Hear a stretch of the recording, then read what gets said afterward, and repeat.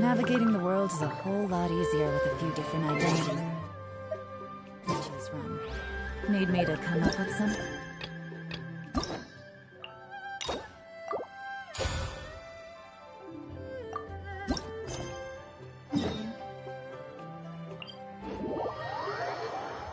We've been to so many places lately.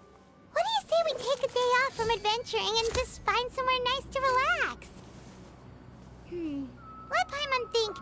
Where are some nice places we could go? Oh, why don't we pay Cloud Retainer a visit at Mount Outsong? It's been a while since we last saw that illuminated bird. She's always the one popping up out of nowhere and scaring us half to death. So let's surprise her this time.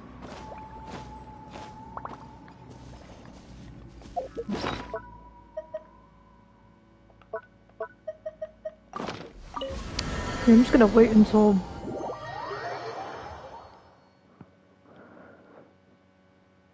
Paradox is here.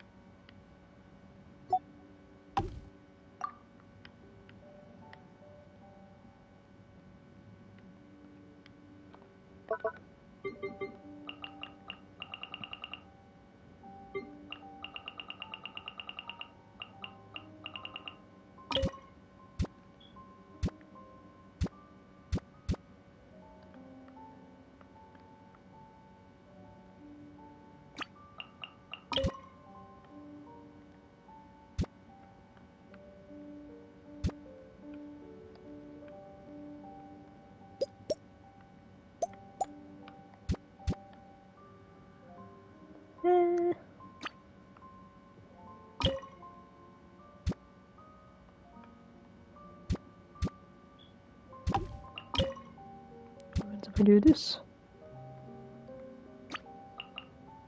Yeah.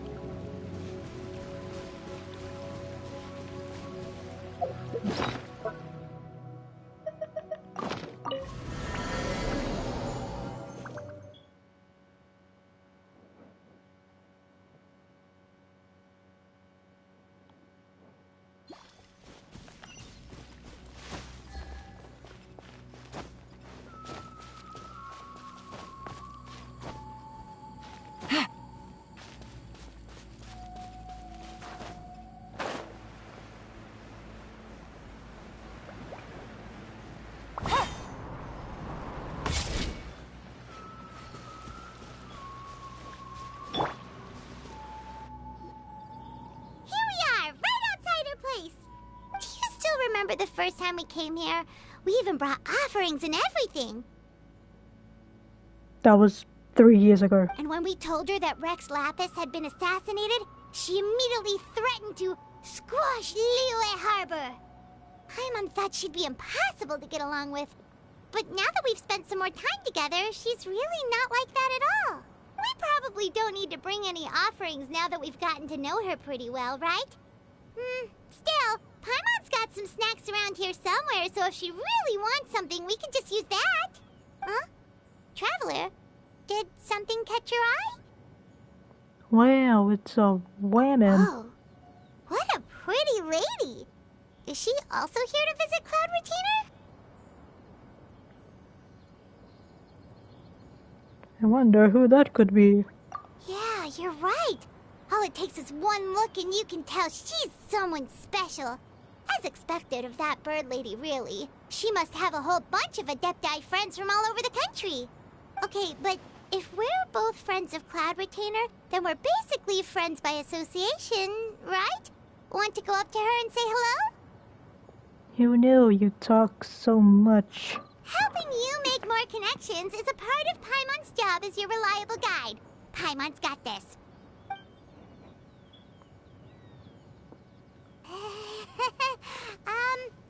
Hello. Thighs. Paimon is Paimon, and this is the Traveler. Paimon doesn't think we've met, but we're also friends of Cloud Retainer. May we have the pleasure of learning your name, Madam Adeptus? You two... What is this tomfoolery? Has this shift in form so clouded your eyes that you no longer recognize one anymore? Wait, you're... The bird? Huh? You're the illuminated bird? But you look... human! How did that happen? Oh, donning human form is scarcely any test of one's abilities. As for your confusion, one merely had no reason to indulge such inclinations before. So, you're indulging now because? Well, one has made plans to pay a visit to some disciples at Liyue Harbor. Taking on a human form for such a trip is simply a way to make matters less conspicuous. You? Worrying about keeping a low profile? You're the one who likes to pop up out of nowhere all over the place. In fact, Paimon can think of several examples. Like last year, when you suddenly appeared on the top of a roof without any warning. Or...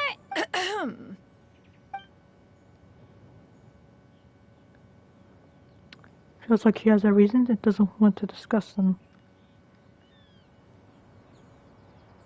Paimon, show her the gift. Hey, didn't we agree not to bring that up unless she asked?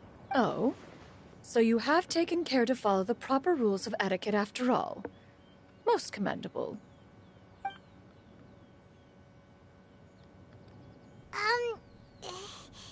Well, this is all Paimon's got. You don't mind, right? One has never found oneself lacking in basic comforts. On the contrary, it is the gesture that one values above all else. So long as you've shown proper respect and consideration, the quantity or quality of the gift is but a trivial matter. That kinda makes Paimon feel a little guilty for trying to keep them for herself. Anyway, where were we before you reminded Paimon about the gifts? You were visiting someone? Ah, right. So by disciples, you must mean Ganyu and Shenhe. It's also been a while since we last saw them. Maybe we can come too. One planned to extend the invitation even if you had not raised the matter yourself. Shenhe and Ganyu should be quite pleased to see you again. However, one would first inquire as to the reason behind your visit here. You have cause to seek one's company? No reason. Yeah, we just found ourselves missing you and wanted to see how you were doing. We were hoping you'd tell us one of your stories. Who knew we'd run into your human form while we were at it? Is that so? If there are no urgent matters at hand, then let us make haste for Liyue Harbor. Ganyu is likely still working at Yuehai Pavilion, so that shall be our first stop. For a moment I thought you said BRB Granny. Calling me a granny? I already get that enough from my brothers. Sounds great! Then let's all go to Liyue Harbor!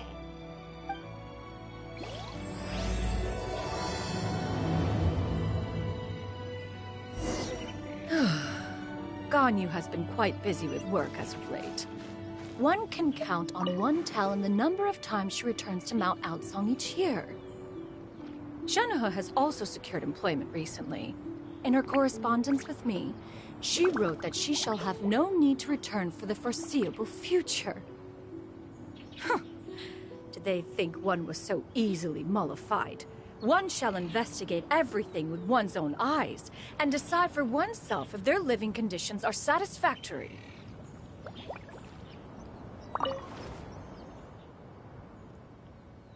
Okay, a mysterious mechanism for some reason. It's hard to keep your eyes off it.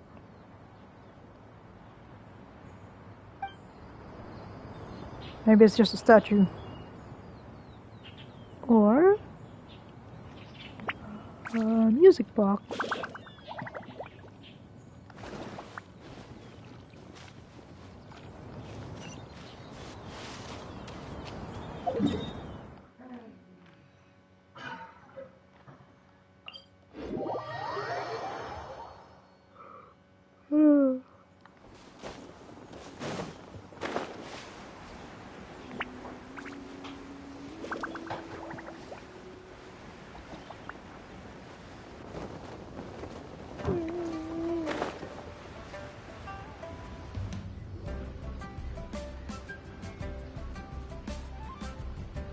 We're almost at Weihai Pavilion! Hey, do you think Ganyu will be shocked to see Cloud Retainer like this? Guess we have no idea if Shenhe and Ganyu have ever seen her in this form before. Wait, where did she go? Why are you just standing there, Cloud Retainer? Quietly now. One shall stay here. You two can go and meet with her. But why? Isn't it better if we all go together? If one were to proudly proclaim one's presence, Ganyu would surely profess herself otherwise unoccupied and drop everything to attend to one's visit. One fears that would only result in her staying up all night to make up for lost time. One does not wish to trouble her. Conversing vicariously via you two shall suffice. Do remember to inquire as to her recent well-being. Again, do not mention one's presence here. Fair enough. Makes sense. Alright then, we'll just pass on your regards and... Cloud Retainer? Damn. Oh! Busted. Is that lady someone you know, Ms. Ganyu? She is indeed. I'm sorry, Huixin, but could we delay the upcoming meeting for a little bit? I believe my schedule today is quite full. Although, perhaps I could move some work to later in the evening. Well, that worked perfectly well. Oh, not to worry, Ms. Ganyu. I'll make the necessary arrangements right away. Thank you, Huixin. Huixin. It's been a while, Ganyu. Greetings. What brings you here today? And Cloud Retainer, too. It's been quite some time since I last saw you in this form. You are quite mistaken. One is not acquainted with this Cloud Retainer of whom you speak. One is simply a mere mortal passerby. Huh? Seems she's not buying it. He saw right through you. That was but a simple test. One did not expect you to be able to recognize one so easily, especially after so many years of only seeing one's other form. Why wouldn't I recognize you? I used to see you every day. How bad do you think my memory is, you bitch? But recognizing you is, my responsibility as your disciple. An apt observation.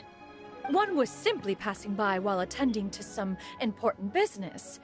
One thought it would only be fitting to pay you a visit while in the area. Wait, Paimon wasn't aware of any important... Cloud Retainer's right!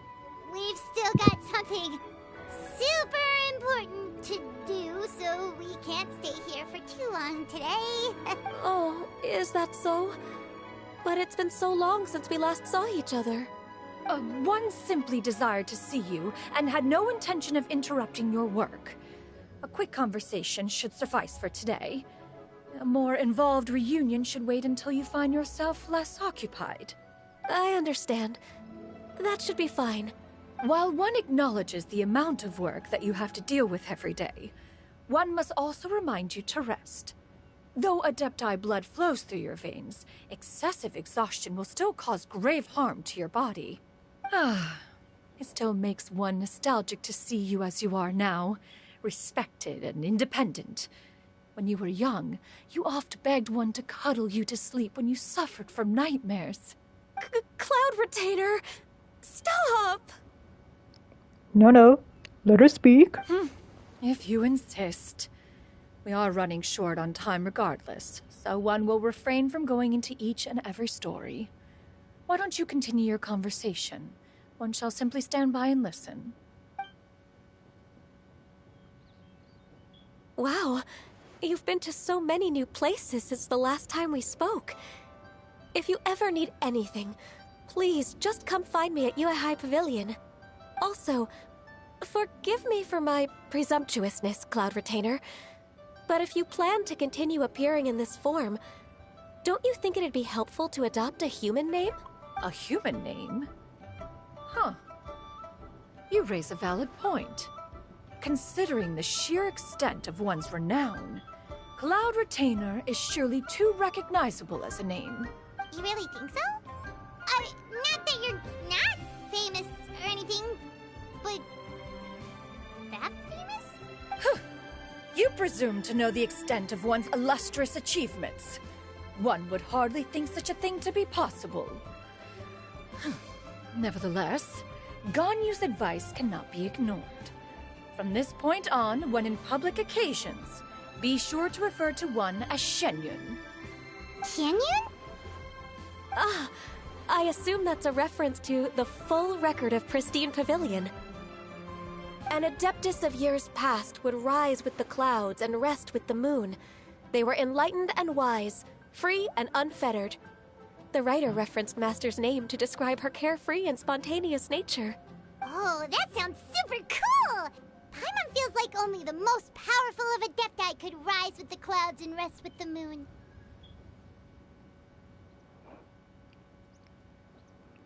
See what you mean by Shannon being a goofball? She says so socially awkward. Indeed. Actually, those lines were originally written to describe Cloud Retainer herself. Huh? Wait, so you're really that powerful? She makes everyone turn into shell. And what of it? Did you truly take one to be nothing more than a bird of bigger than average size? Not exactly. That's totally what you had in mind. To be fair, Cloud Retainer rarely speaks of her past accomplishments. The tales of her past can only be found in ancient texts. Hey Paradox, what if I stay awake by playing video games all day? Will that help? It is said that once, a long time ago, there was a severe drought in Liyue. Left with no choice, many people left their homes, while others spent day and night praying to the Adepti. Although I did not live through such tragedy, simply reading about it is enough to gain a visceral understanding of all the pain and desperation during that time.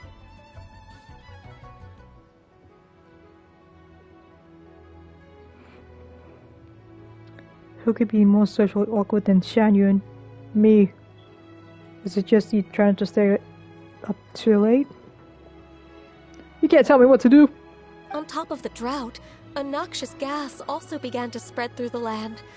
If not for Cloud Retainer's efforts, much of Liyue would be nothing more than a barren wasteland today.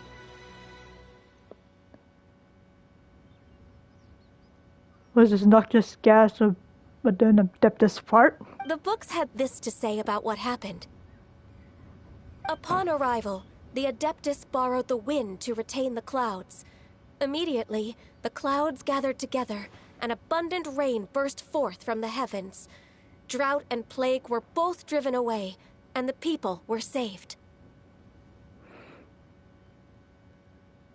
I'm right, you can't. But you can offer advice? Can you? Wow, that's incredible! Mortal records add embellishments to dramatize past events. One did merely with one art, and even if one had not interceded, the other adepti would surely have stepped in to help.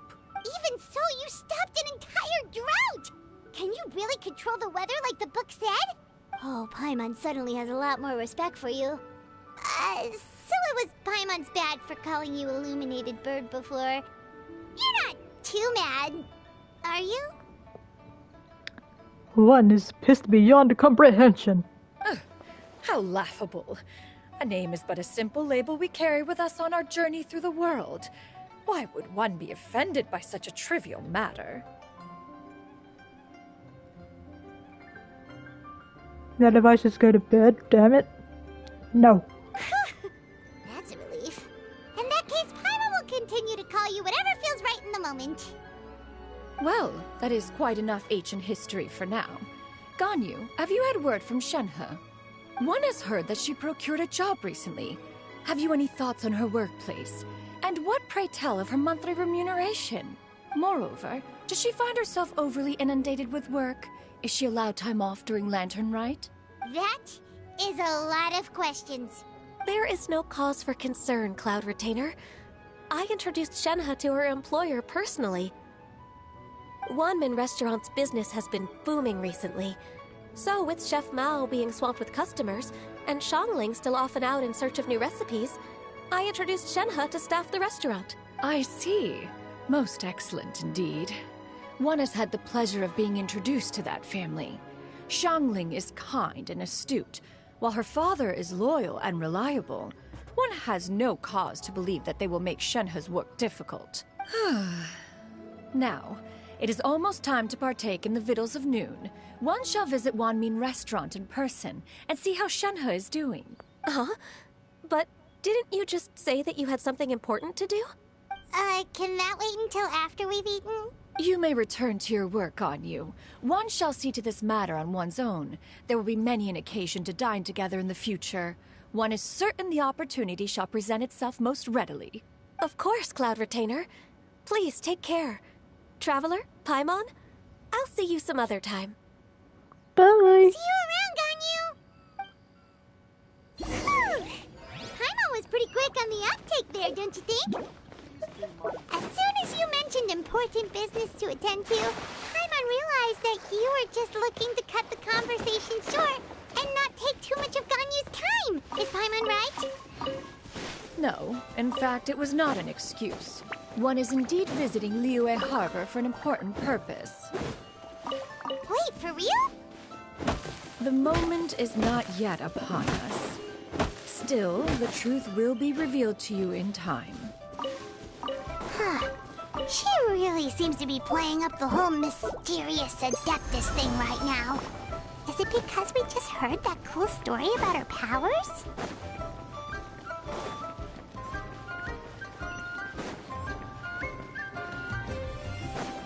Shenhe.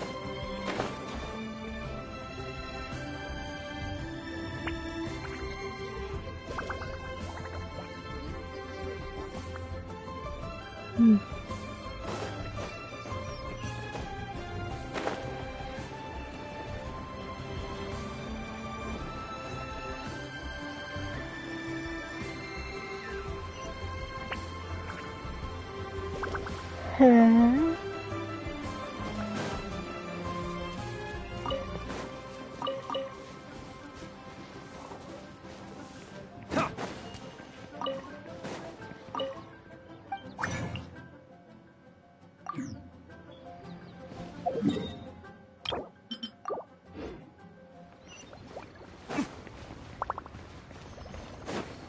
Shenhe. You get what I'm saying, right? Yeah, how can I not? Not even fine food is enough to distract from the presence of a fine lady, eh? Oh, I'm far more interested in getting her details than ordering any dishes. Hey, how about you ask her? Ah, so it's one of those people. You do it. No. I think you should. Wait, she's coming. What can I get for you today? Greetings, miss. I was just wondering if you'd be willing to... What would you like to order? 2 servings of more meat to go. Good chat. Bye.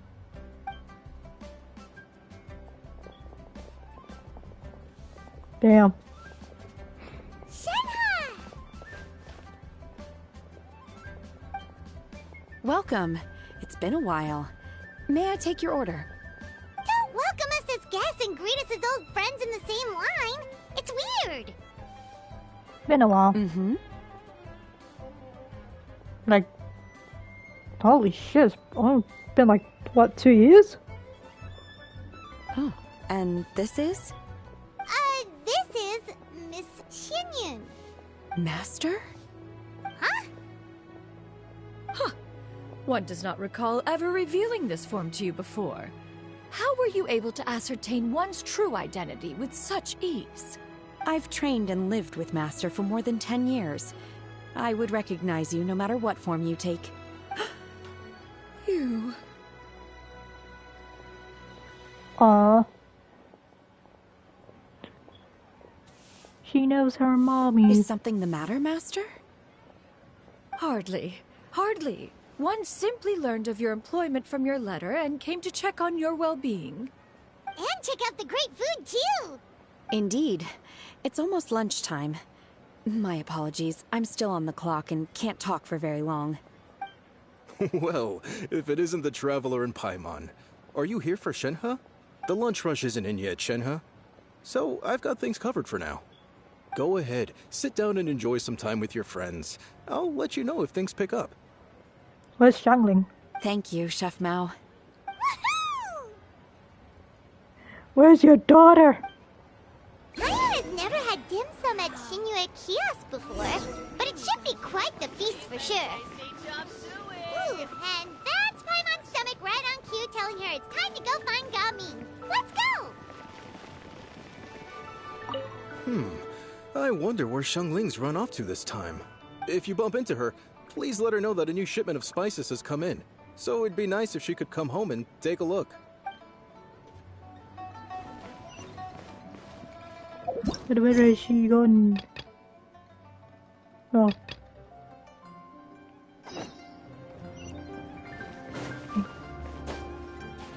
At the wall. Excuse me? Excuse me? Excuse me!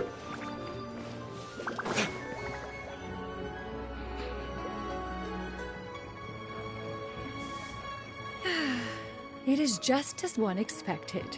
The owner of Wanmin Restaurant is indeed a most reasonable and accommodating human. Still, the work here entails dealing with quite a varied group of people. Has this been difficult for you, Shenhe? It's been manageable so far. I sometimes run into strange people, but I have figured out a way to deal with them.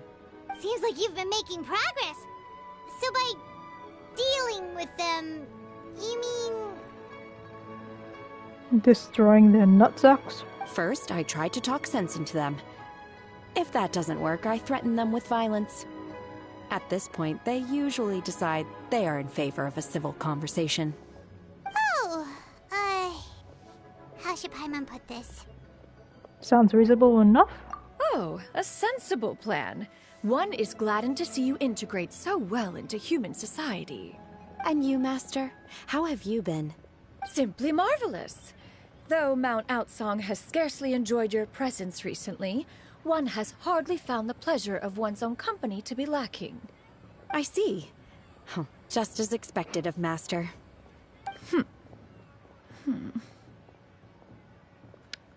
What she means to say is, she actually misses the two of you. I have missed Master quite a bit too.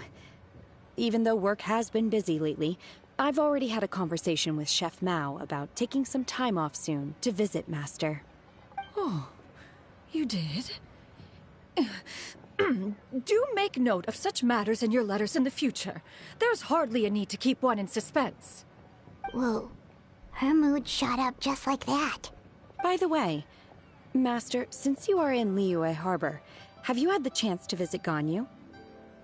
Indeed. She is similarly preoccupied with her work. There was time only to exchange a few simple pleasantries.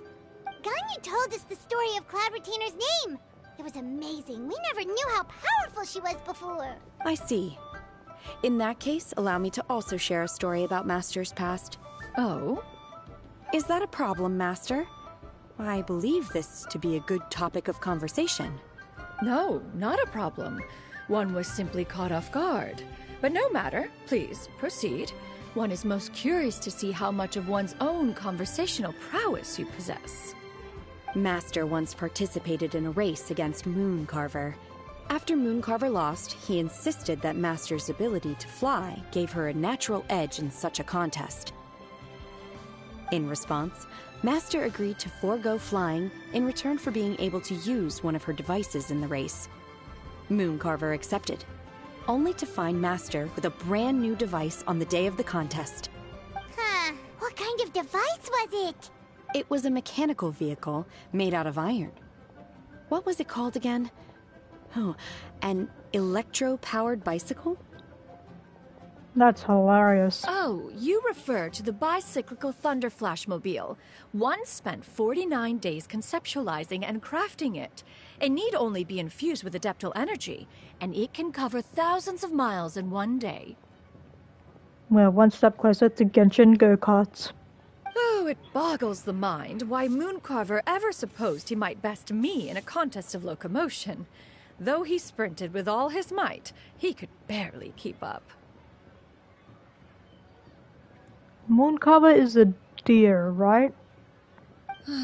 Alas, the one flaw of my mechanism lay in its weakness against mountainous terrain.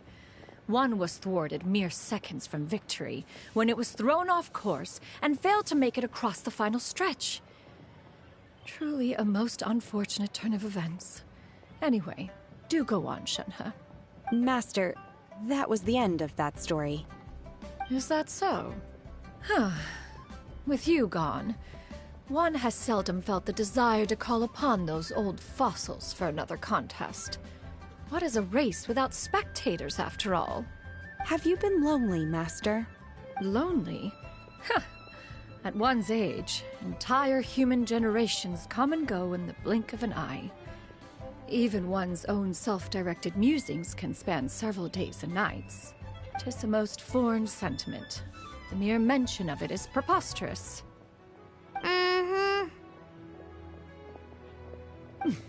What is the reason for that look upon your face? It's nothing. It's just... Well, Paimon gained a lot of respect for you after listening to that story of you summoning the rain and everything. But all it took was a few words out of your mouth and it's like you're back to being that illuminated bird again. I was just a little bit confused. Which one of the two is the real Cloud Retainer? Both. To me, they are both, Master. One is the master that's widely revered by the people, while the other is the master that I respect and adore. Why is your eyebrow the same color as your skin? That's weird. Huh. One finds oneself exalted yet again with sweet words of praise and flattery of a most extravagant nature. You chose to exalt one with your words, yet you refuse to grace Mount Outsong with your presence for any extended period of time. One would almost question the sincerity of your estimations.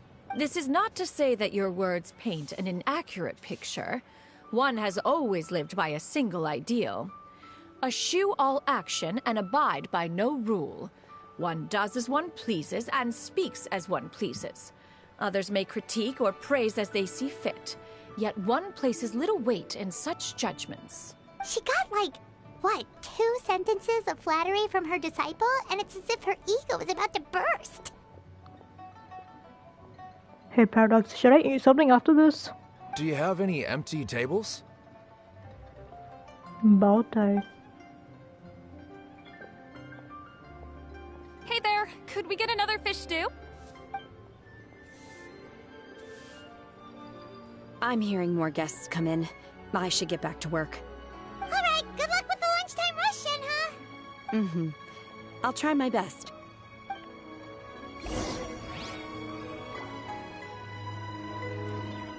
What's up? Were you just lurking? So much yummy food! Paimon's gonna feast!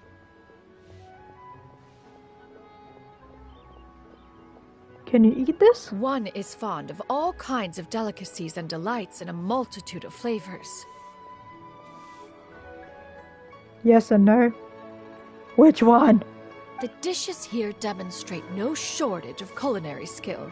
Their unique flavor profile has left one more than satisfied. In fact, one has been struck by quite the fit of inspiration. One has already begun to conceptualize the next generation of supreme cuisine machines. Everything's so tasty! A bit too hot at times, but still super tasty. I'm sorry, miss, but our tables are full. Shall we try somewhere else, Granny? But it smells so delightful. Can we really not eat here? My poor legs can't go on for much longer.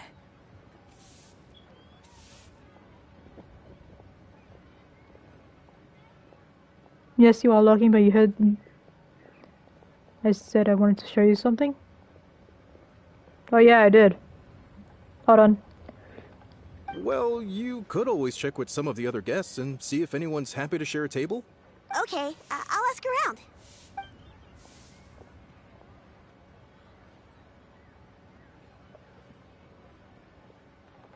Excuse me. Would you mind letting us share a table with you?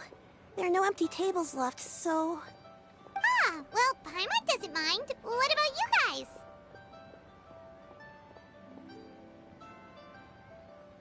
I don't mind either. Great! Thanks so much. My name is Shuyu, and this is my granny, Yuendai. Oh, you're Shuyu. Granny? Yep. Is there something wrong with that? No, Paimon's just a bit surprised. She looks so young. Really? Yeah. A lot of people compliment Granny on her youthful looks, but she's actually much older than she appears.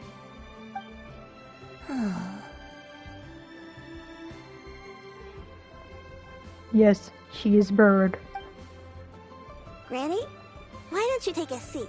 Come on, it's not polite to stare. Huh. Have we met before? No. 'Tis a fated meeting, then. Please, take a seat. What would you like to eat, Granny? I can order for you. I want braised earthworms. They always pop up out of the ground after a rainstorm.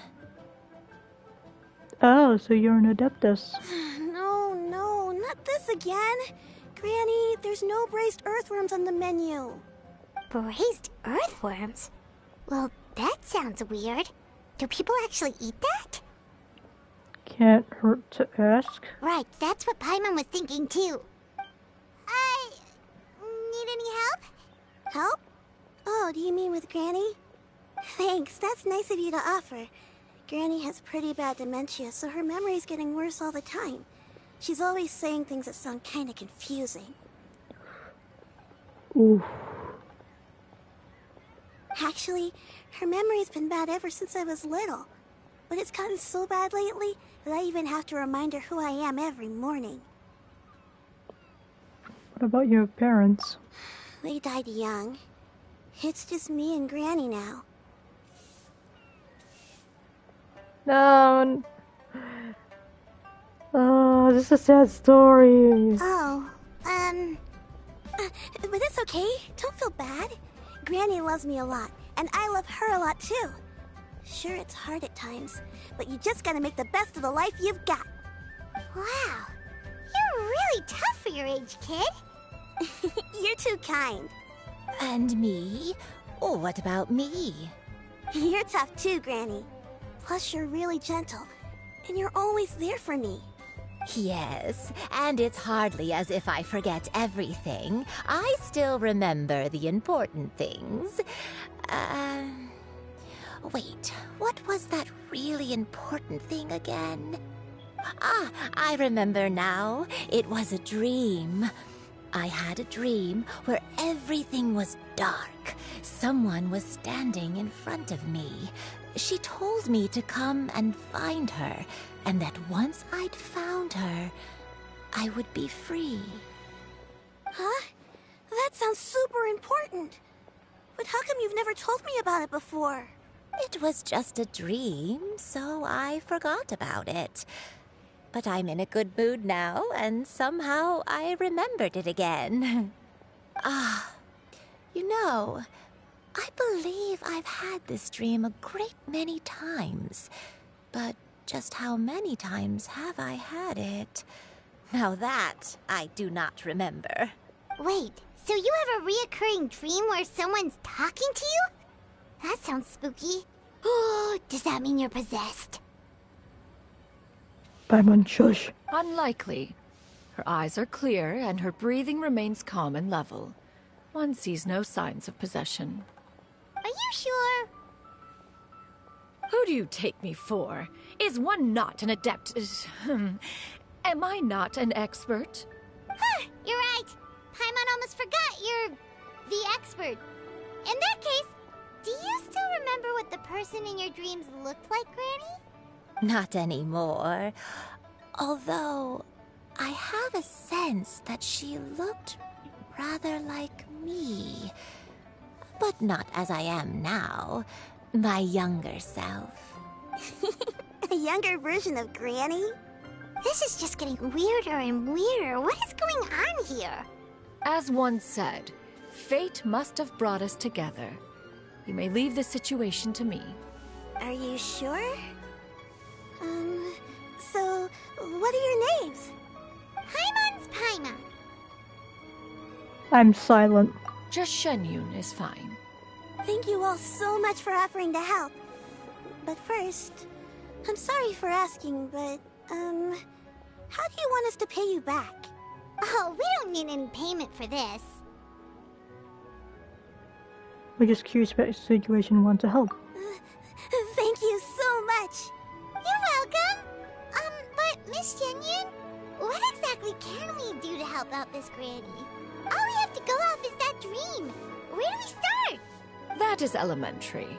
Since her dreams portray her younger self, then we shall retrace the steps of her youth. Once we have revisited those places, her memories will likely return. Sounds like a plan. So, Granny, do you remember which places you went to when you were young? Why, of course I do. The heavens above, the earth below, the wispy clouds, and the emerald mountain streams. Okay, taking that as a no. I might have an idea. Once, when I was really little, my dad told me that Granny used to be a martial artist heroine who saved loads of people from a disaster. If it's true, then maybe they wrote about it in the history books or something. A martial arts heroine? Oh, Shinto knows tons about Liyue's chivalric traditions. If anyone knows about the heroes of the past, it's him. Let's go find him at the Feiyun Commerce Guild. Are you leaving already? But I'm still hungry. I'll go order some food, Granny. If there's nothing on the menu you especially want, I'll just get a few different things. It seems we must part ways for now. The Traveler and Paimon are bound for the Feiyun Commerce Guild, while Yuendai and Shuyu shall remain here and partake of their lunch. As for myself, I have matters to discuss with Streetward Rambler. Streetward Rambler? Oh, you mean Madam Ping! Precisely. Let us meet at Yujing Terrace once you are ready. This food is unbelievable.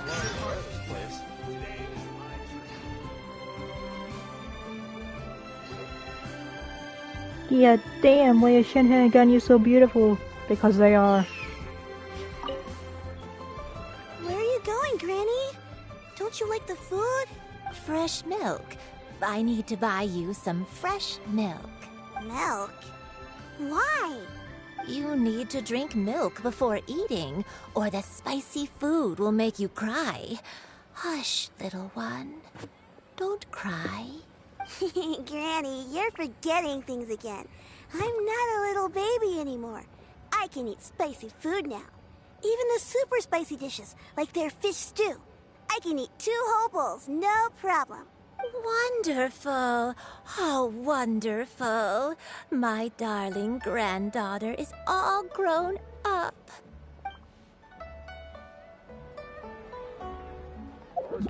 Okay, so I wanted to get Nahida's weapon, but I got this instead. Are you there?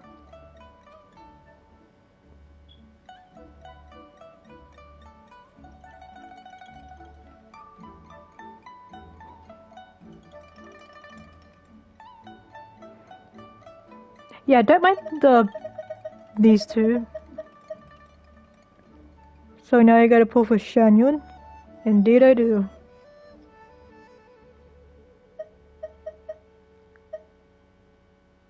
Do I dare refine this?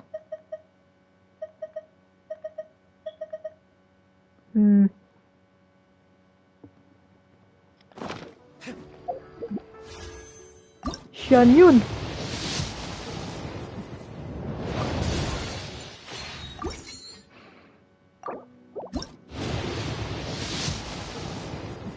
Damn.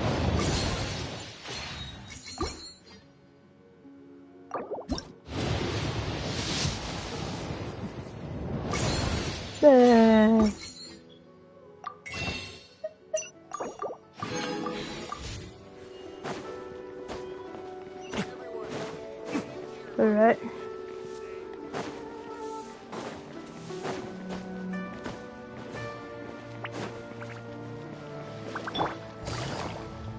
Yo, I'm coming for the ass.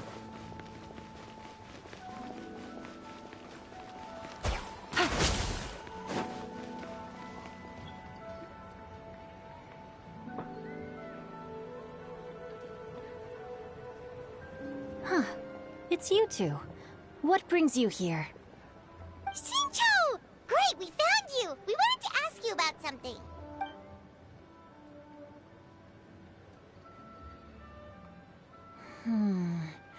That's not a whole lot of information to go off of. I don't know if I can say for sure. Anything is helpful and appreciated. I can't pinpoint her identity from your description alone. But considering her age, I am reminded of a nameless heroine who's been featured in various chivalric novels. Nameless heroine? That's right. The novels often speak of a great drought from 50 years ago. As the people suffered, a nameless heroine appeared and began to clear away evil spirits and bandit camps. The people idolized her, but never learned her name. All they knew was that she always acted alone. Later, though, she supposedly fell in love with a similarly noble-minded exorcist from Mount Tianheng. They were well matched in more ways than one, often fighting together as a fearsome duo of otherworldly strength. After the drought ended, the heroine and the exorcist left the public eye and began living a reclusive life in the mountains. All that remained were tales of her incredible accomplishments. The way this nameless heroine faded from fame into obscurity later in life is not too dissimilar from Miss Yuendai. I hope that's somewhat helpful. Thanks a lot, Shincho. We knew it'd be worth talking to you. It's nothing at all. Just something I came across while reading. I did do a bit of extra research on her story, but it was just out of personal curiosity. Well, Paimon still thinks that's super cool. Oh, wait, Shincho, if you've read up on her, do you know of any places often associated with her? Let me think. In the novels, the nameless heroine always appeared near one of 3 places. Wangshu Inn, the area just north of Jueyun Karst, and Qingyun Peak. Perhaps the real-life heroine who inspired the character was also often seen near those 3 places. That would explain why those locations appear in the various novels written about her. Thanks so much. You're welcome. To be honest, I found some parts of the story confusing when I first came across it. If Miss Yuendai was indeed the original inspiration for the character, she may just be able to help me put the pieces together. It's rare for a chivalric hero to fade into obscurity during their lifetime, even after retiring from the public eye. But no one ever saw or heard from the nameless heroine again. There were even rumors that she became extremely ill. I've never understood why someone would go to such lengths to erase themselves from public memory. It's almost as if she was trying to hide from something. There's probably far more to the story than what's been written.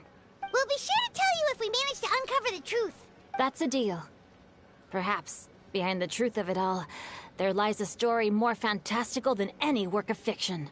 Paimon feels like we just learned so much from Xingqiu. A drought, a nameless heroine, a life of seclusion.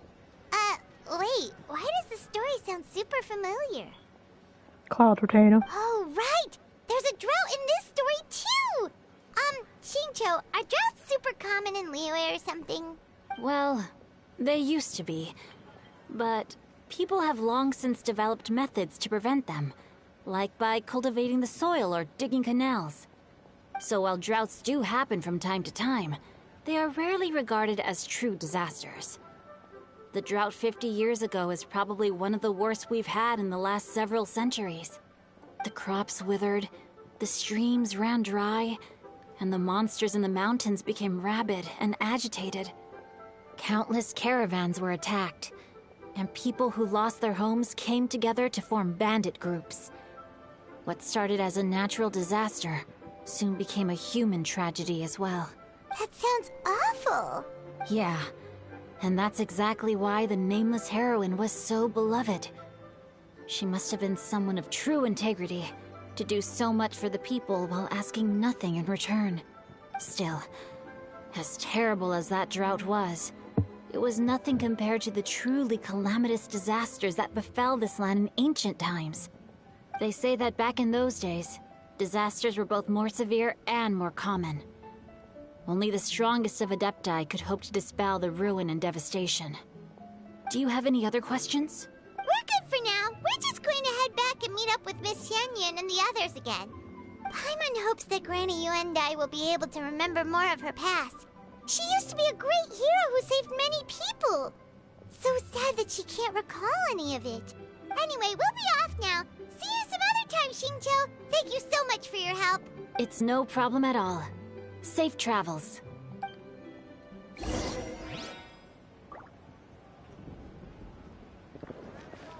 Time erases everything. Even the greatest of heroes will have their legacy reduced to the small fraction of their deeds that were committed to paper. But I think the magic of chivalric novels lies in the way you can catch glimpses of a noble soul from a few mere paragraphs.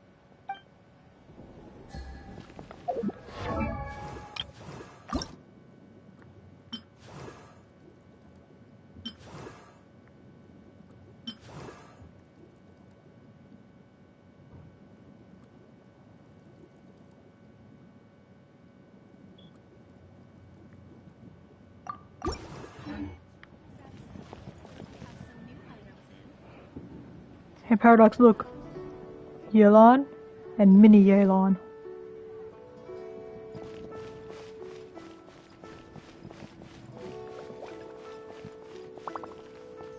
You love that outfit? I know, I must have it. You look so good!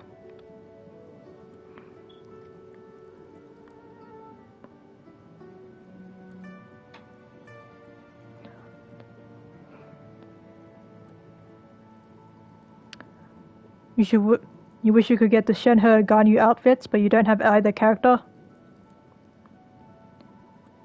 I mean, Shenhe might get a rerun, but that's not confirmed yet.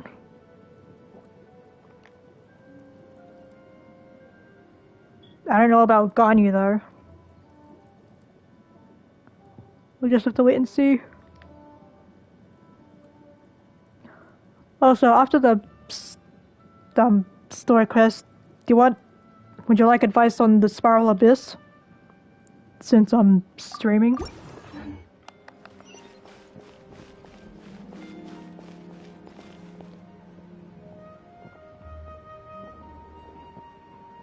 You're trying to spend as little money as possible on this game?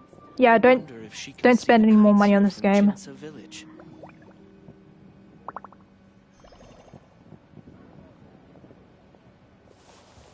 Save your money for the PS5. And yes, you would like the advice? Alright, after the story quest, I'll do that and show you. Okay.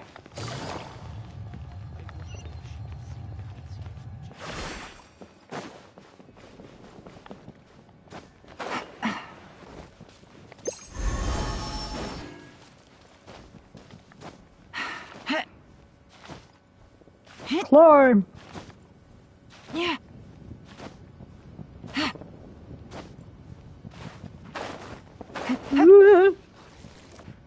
Bah.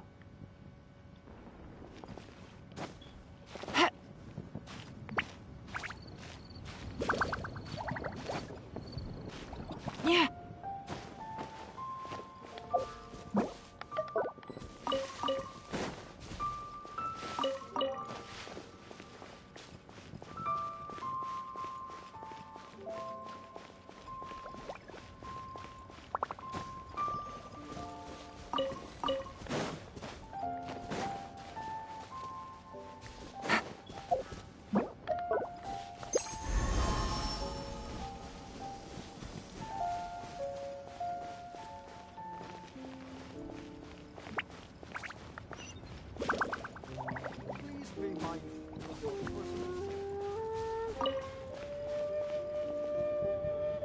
I have recorded the tune that you requested.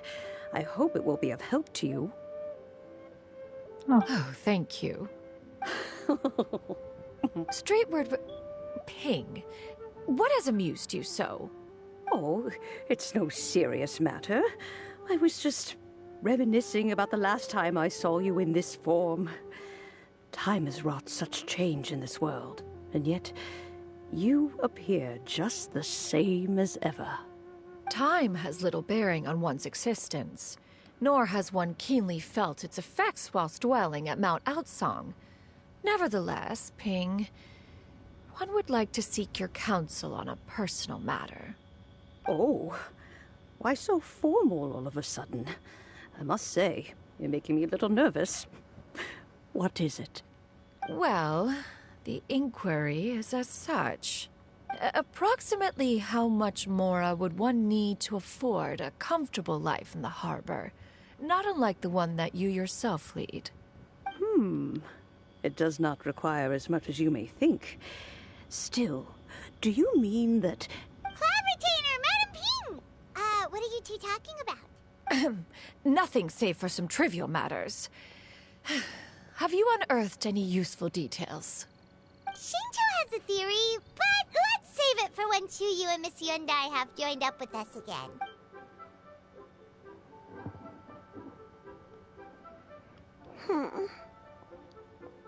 What kind of snack should I have later? Do not be troubled, young lady. Here, have some tea. Thank you so much. What do you think, Chuyu? Does it match up with what you know of your granny?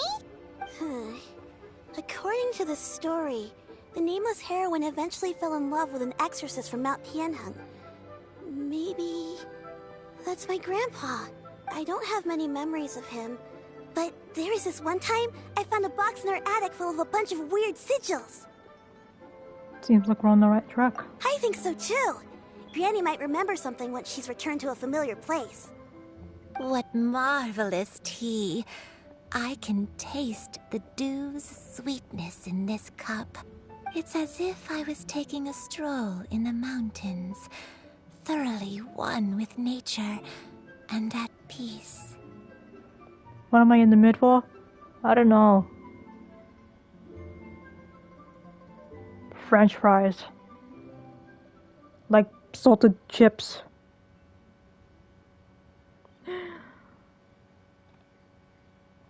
You know what? I'm gonna ask if I can have a Happy Meal.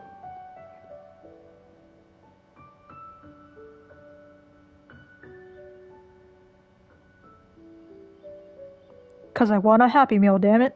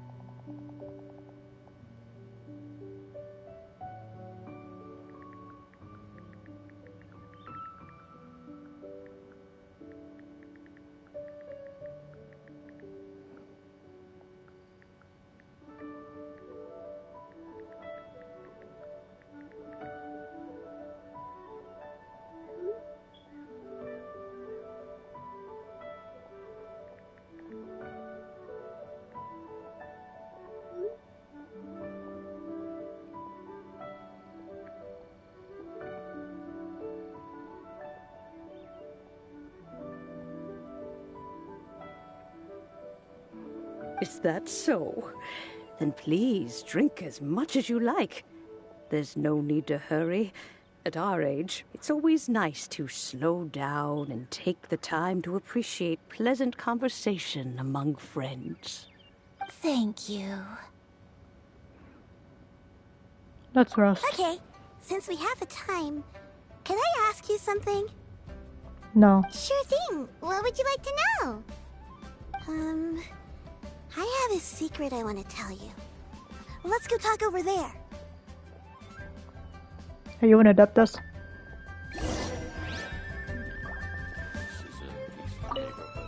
You can taste the sweetness of the dew? It's just a feeling.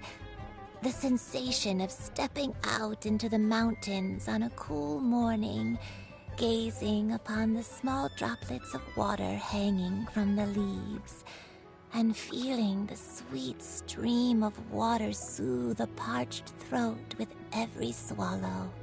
It's a sense of calm and serenity, one that stretches on and on until days become weeks, weeks become years.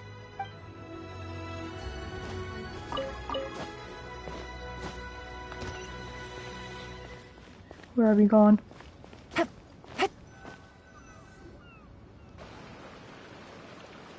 What's wrong, Shiryu? Well, I've been kind of meaning to ask ever since we started talking in the restaurant.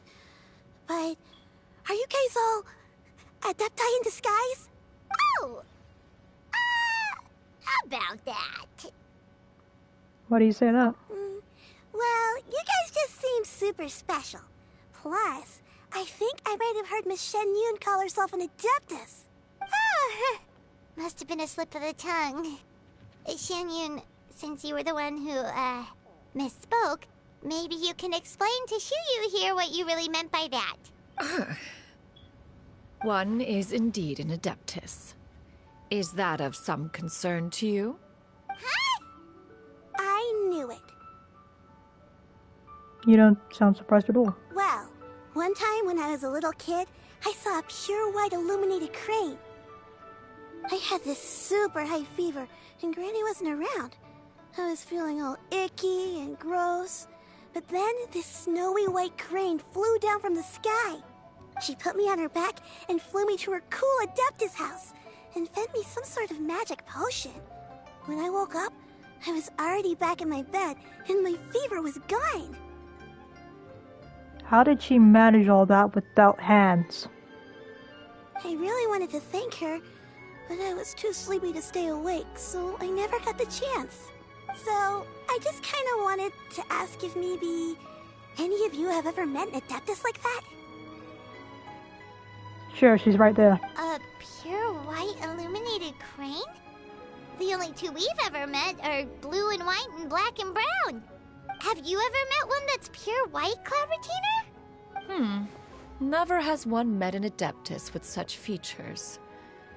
One surmises such a description is but a hyperbolic embellishment that oft results from narrative accounts. That's weird. Was it really just a dream then? Well, even if it was just in my head, it doesn't matter that much anyway. All I really want is to help Granny recover her memories. I'm really grateful for all your help. Leave it to us! Now that we know the 3 locations, we just need to visit them one by one. Do we have to? Let's go to Wangshu Inn first. Okay, I'll go get Granny.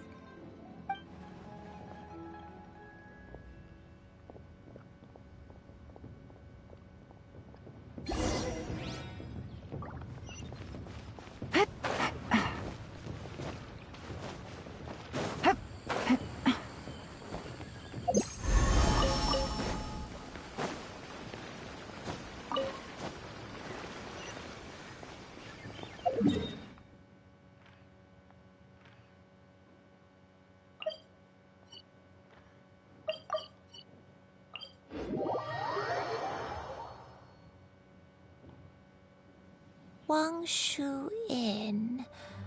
Wangshu Inn. Do you remember this place, Granny? Yes. The fish here is very delicious. And if you look out into the distance, you can always spot a bird that's been left behind by its flock. I believe I used to have a room here. It had a window. Yes, I spent a lot of time looking out that window. Which room was it again? Let me look. I'll come with.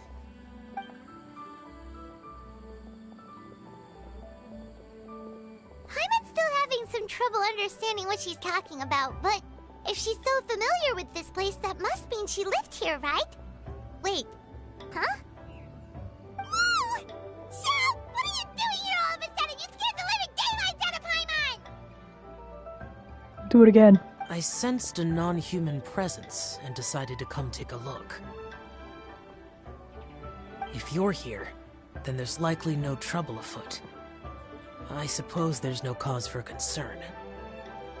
It's been a while, Cloud Retainer. I see you have returned to your previous form. You met her in this one before? I have indeed. I fought alongside her in this form on many occasions during the Archon War.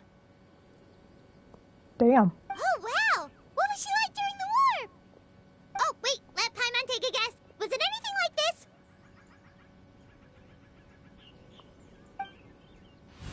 Behold, the glory of one's newest invention, the Bang Bang Continuous Fire Mechanism. Hands up and surrender, or be prepared to face the full might of the Adepti. This is disturbing. An impressive imitation. Paimon knows her all too well. Bang bang continuous fire mechanism cannon thing. Even so, Cloud Retainer was not always as ostentatious as you describe. You may be unaware, but her talent with Adepti sigils is just as formidable as her skill in mechanics. The Archon War reached its peak after Guizhong's death. The Cloud Retainer who fought beside me in those devastating battles was taciturn and solemn, only speaking when she had to activate her sigils. A Cloud Retainer who barely talks? Paimon can't picture it. But what happened after that? If you were so powerful in your human form, why did you decide to take up your bird form again? Once one had bid farewell to the world of mortals, what use would one still have for such a shape? When dwelling between mountain and forest, away from the struggles and troubles of the mortal world, a mortal form is hardly the most fitting of choices. After the war, Cloud Retainer retired to Mount Outsong, only revealing herself to the occasional visitor, and always in her avian form. Can we see your avian form? Although I do believe there was an occasion some 30-odd years ago, when she decided to don her human form. I believe it was for the purpose of...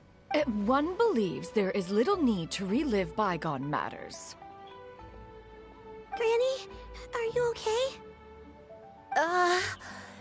Back then, at this place, Perhaps this conversation should end here.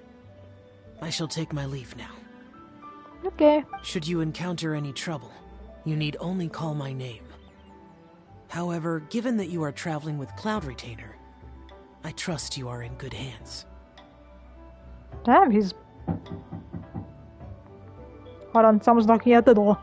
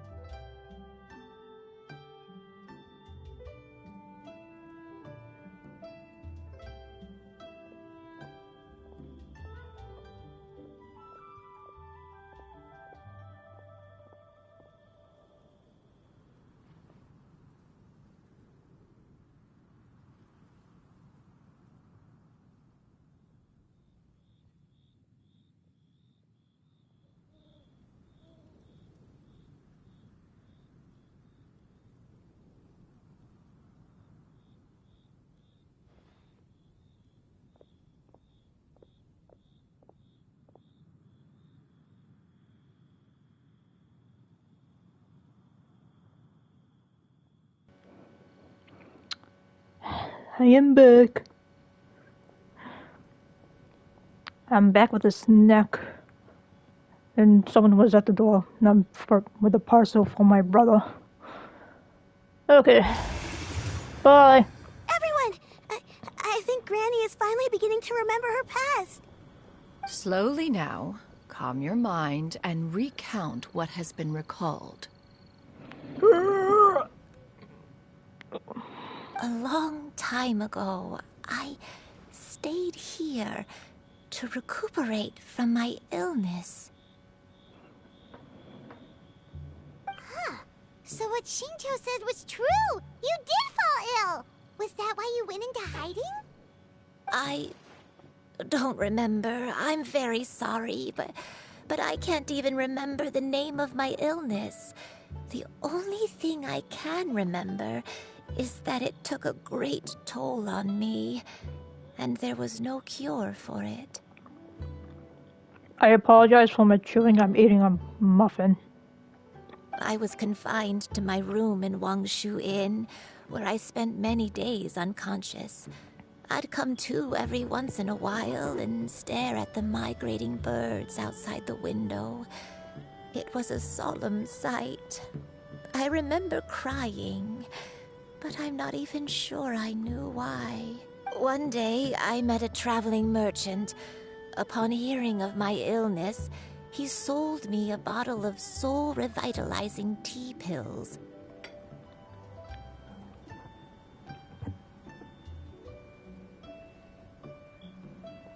Damn, that's what you look like? He told me that the pills were concocted using Adepti blood and could be used to alleviate my symptoms. Sure enough, I made a full recovery. My illness remained dormant for several decades after that. So the dementia you're suffering from now is actually... Wait, but if your illness remained dormant for several decades, are you saying that what you're going through now is just a relapse of what happened all those years ago? And it was all thanks to the pills that you managed to keep the symptoms in check? Paimon's brain kinda hurts. Do you remember anything else? Same. My brain hurts. Also because I'm dead tired. I'm sorry, I don't. Oh, if only I wasn't so useless. Hey, you're not useless. You've done so much for me. Watched me grow up. Raised me. How could you say that about yourself? Oh, fret not, dear child. Granny was just a bit frustrated. That's all. The recovery of a person's memories is a gradual process. Finding pieces of one's past is always superior to not finding anything at all. Let us make haste to the next location. Next location. Next location. Oh, why don't we go to the area north of Dwayun Karst next? Do I have to climb a mountain? There isn't really a landmark there, so where should we start? Oh, Paimon's got it. Let's check out the houses in the area first. After all, if she was there for any length of time, then she would have stayed somewhere, right? Oh, Paimon's really got her thinking cap on today. At this rate, we'll recover all of Granny Wendai's memories in no time.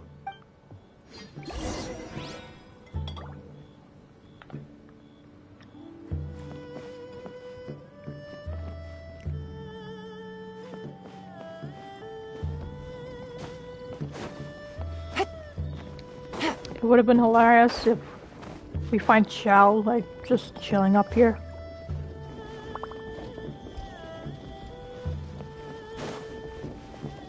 Damn. Okay.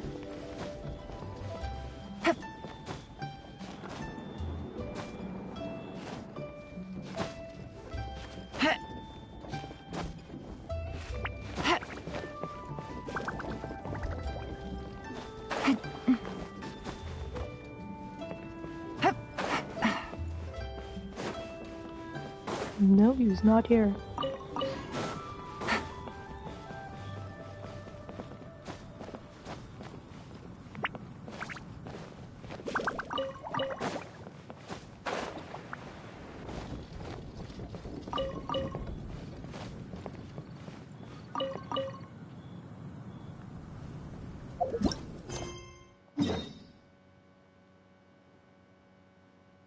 I gotta check all 3.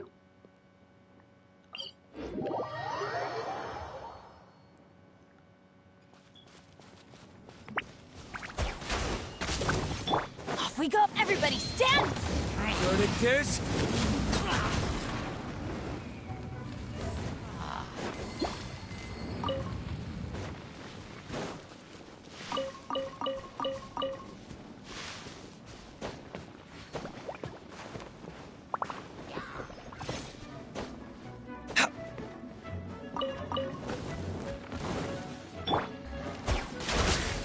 Busted!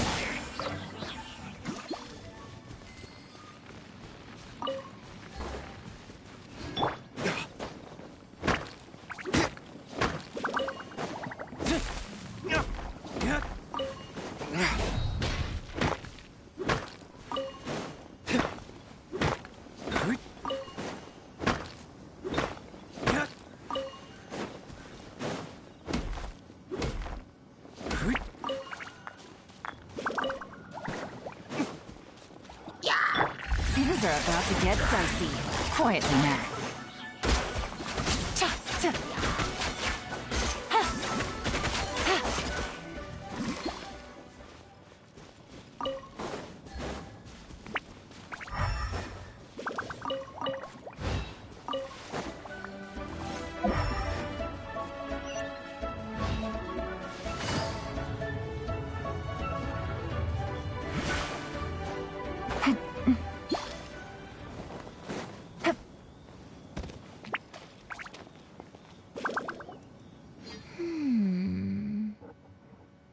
What about this place? Any memories? I don't remember this place at all.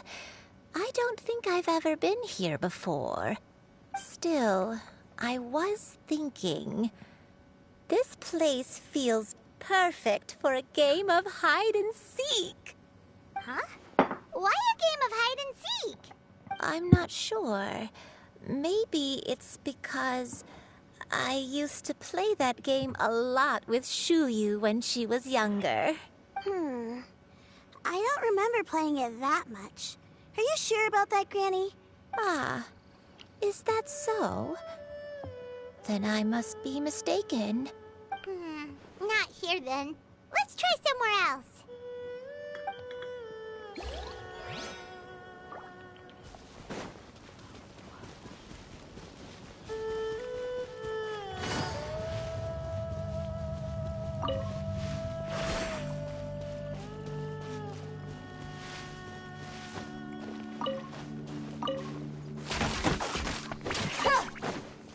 Take it easy.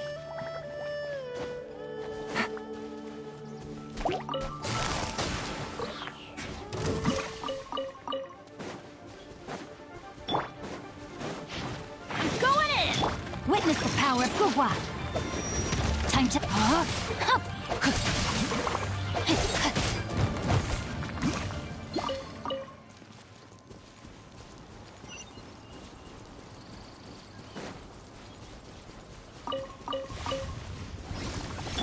Gotcha.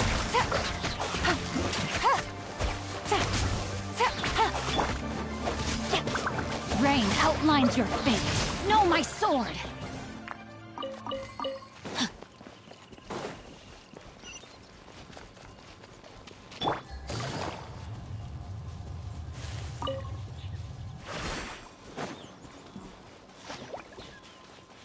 Take it easy.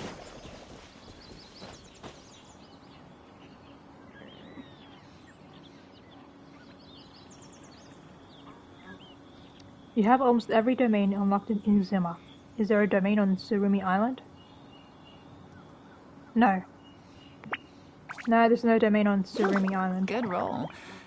All right, maybe I'll take one more day off and knock out the rest of the work once I'm feeling up to it. You have almost every domain unlocked in Inazuma, though. Is there a domain on Surumi Island? No, there is not. Sorry about that, I didn't have the microphone. Whoa, why are there so many treasure hoarders here? Guess it's time to round up some bad guys.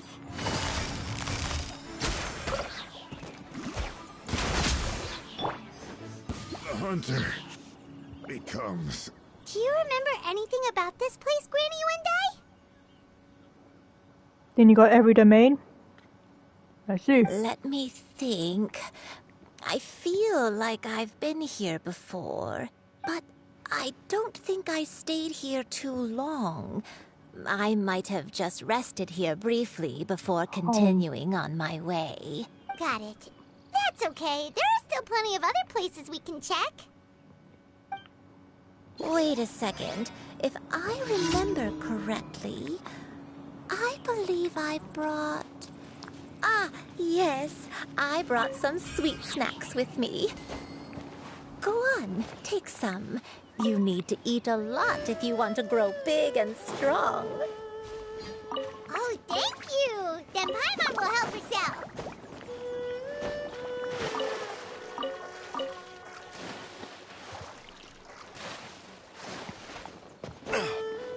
Are you playing right now?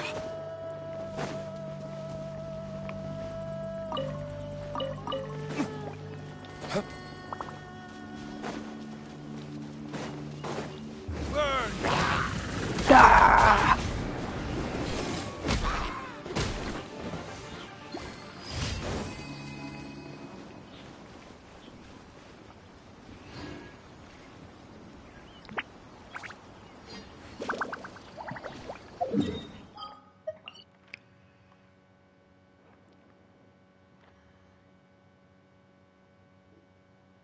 Yeah.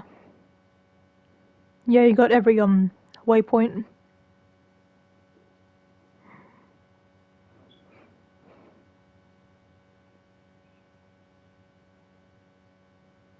No, you're not. You played the entire time I have been streaming? Damn. Your controller almost died, so you tried to get double down.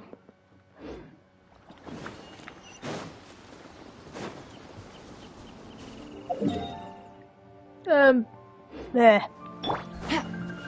Take it easy.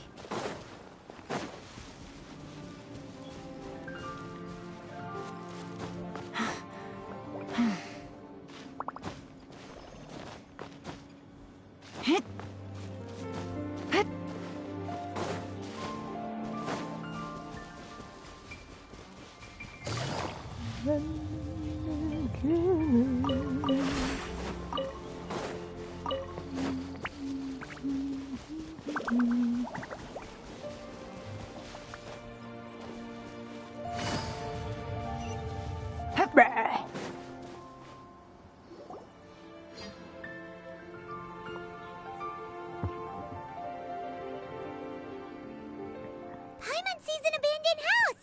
Why don't we take a break over there? This place... it's...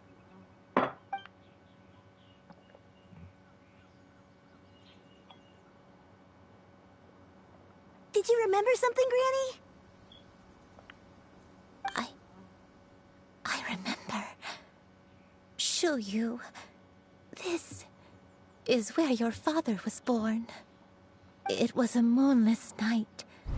I had been injured, so your grandpa was supporting me. We fled together with some being in the fog behind us in hot pursuit.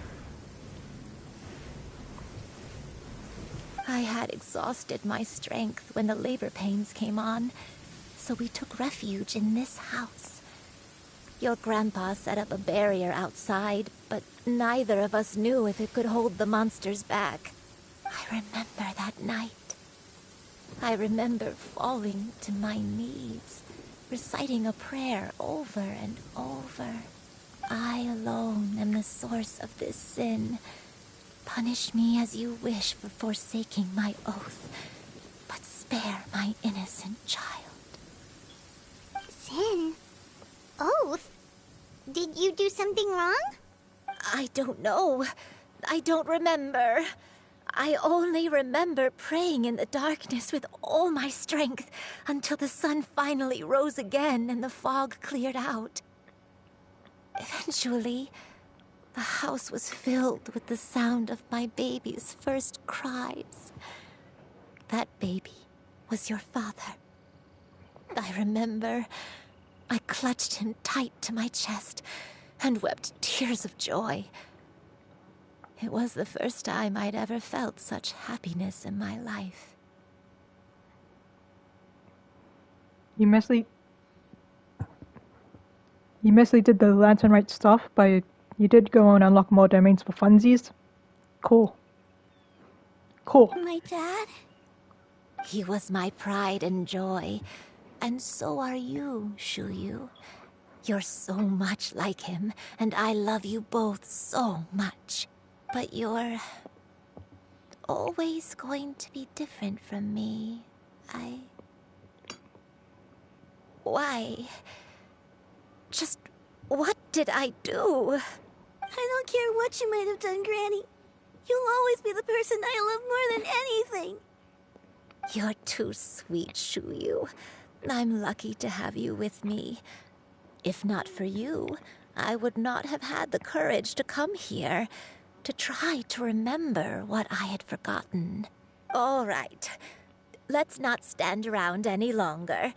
There's one place left, yes? Let's go take a look.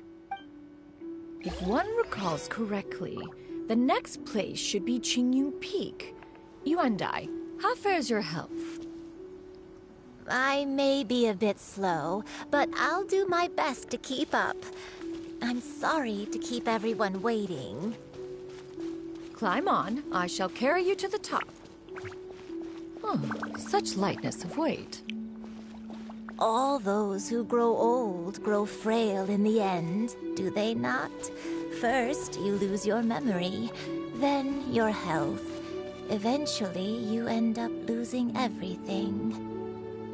My only wish is to depart this world with a lucid mind, to free myself of this torment and the burden it places upon others. Fret not. You have my aid in this endeavor.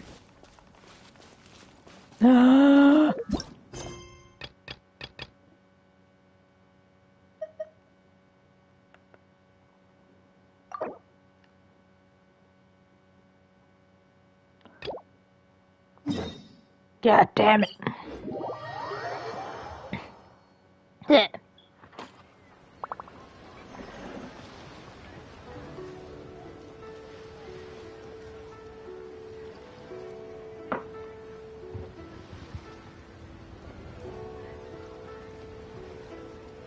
Navigating the world is a whole lot easier with a few different identities to choose from. Need me to come up with some for you?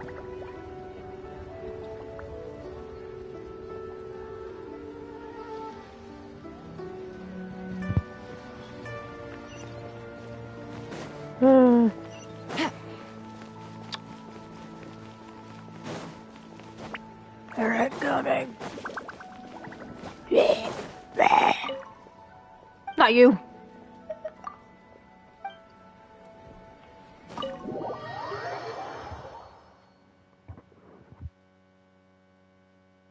Oh, you're here early.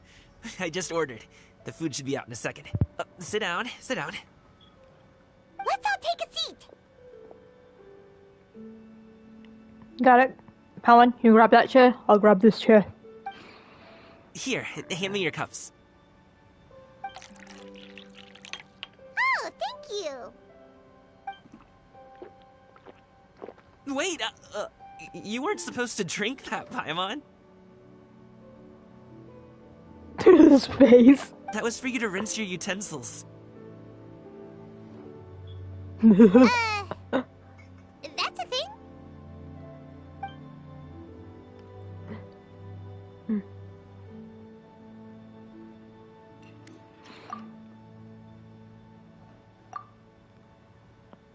Wow, so much delicious food. Do you really eat all this just for breakfast? I could never. That's just how we do it where I'm from. Most of the time, though, I don't eat lunch after dim sum. Oh, that's good to hear. Paimon doesn't need to worry about holding back then. Eat, eat. If it's not enough, we can always order more. Oh, and there's tong soy coming as well. I don't usually have that in the morning, but, well, since everyone's here, I just had to order it. What about you, Traveler? Is the food to your liking? Want some more seafood congee? Let me refill your bowl. That'll be great, thanks. Paimon's gonna take you up on that. Fill it up nice and full and make sure she gets a few extra shrimp. Thanks!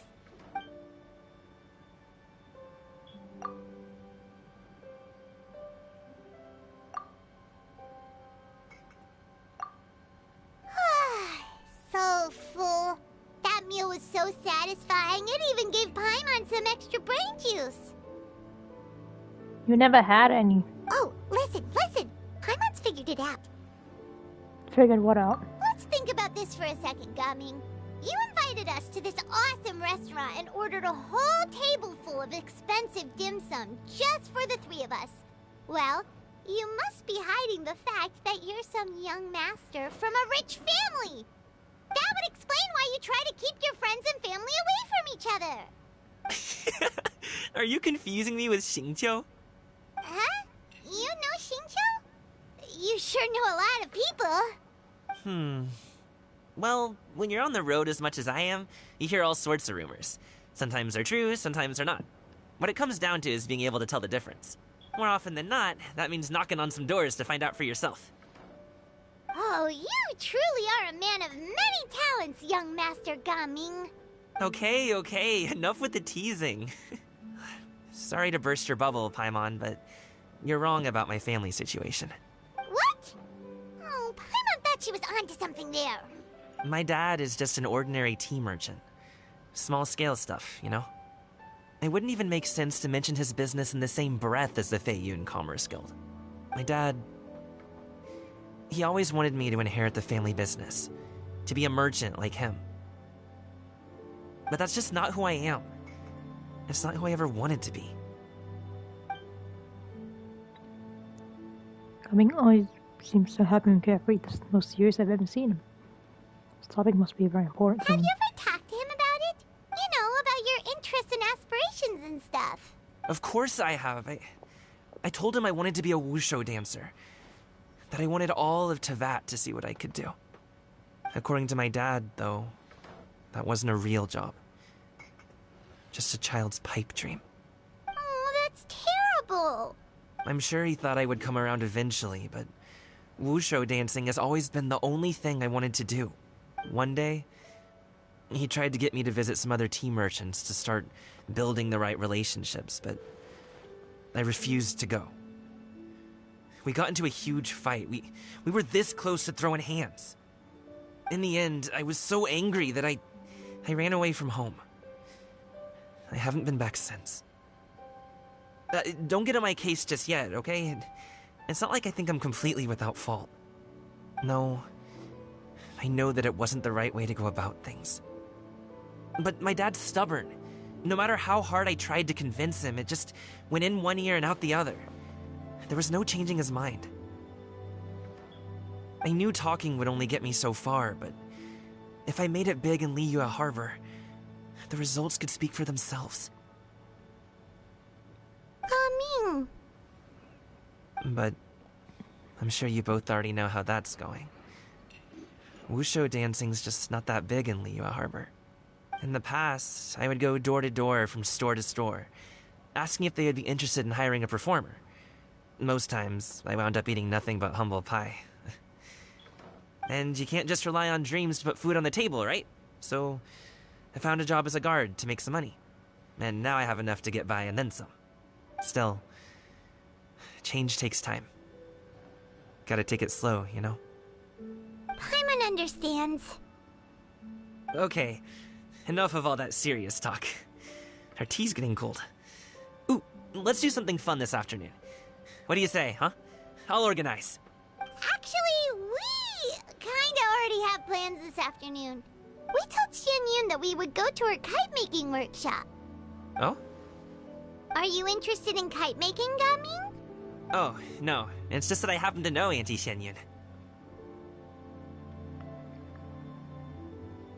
Auntie is no way to address a mighty and illuminated adeptus. Do you not know who she really is, Gaming? Oh, I know that she's an adeptus. I met her during a delivery once. But hasn't she been in the city lately? She's even tried, with some limited success, to change her terms of self-address or something like that. She came to see me a few days ago to ask about luminescent dyes. Oh, wait a second. She doesn't plan on putting those on a kite, does she? Is that not something you can do? It's one thing to use it on cloth, but applying it to paper is another matter entirely. Why couldn't she tell me what she wanted them for? Yeah, she does seem to have trouble with that sometimes. It would be such a shame if everyone worked so hard on their kites only for them to get ruined in the end. Okay, I'll go with you. If Auntie Xianyun wants to use those dies on a kite, the formula will need to be changed. Aww, he calls her Auntie. Would that mean...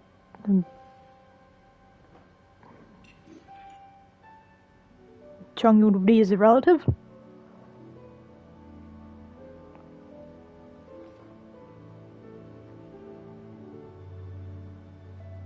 Hold on.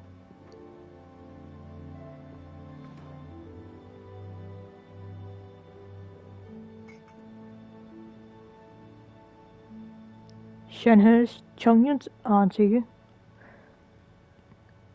And the master. I haven't slept Great, yet. the more the merrier.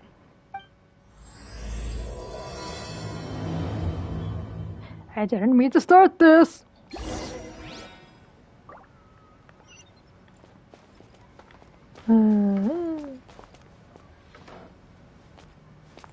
That's some wild shit, huh?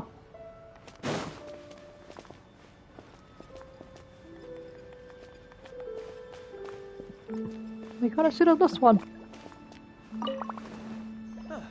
Welcome.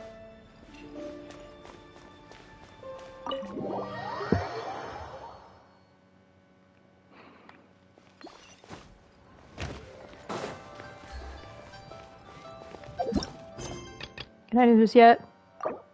No.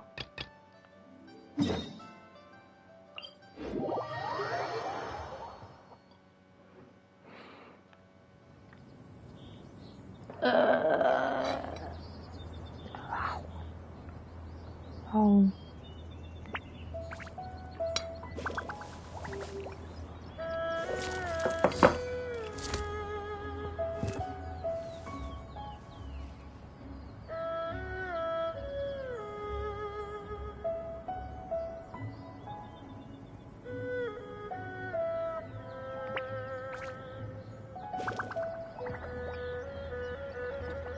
I got a new letter from an Am I informant. good? Yes, I am just Looks like eating. the situation has changed again.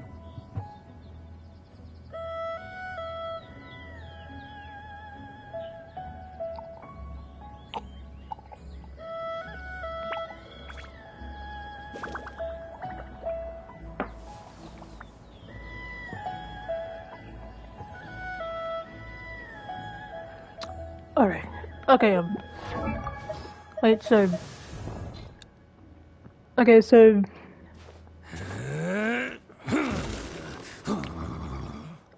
Paradox, do you see this?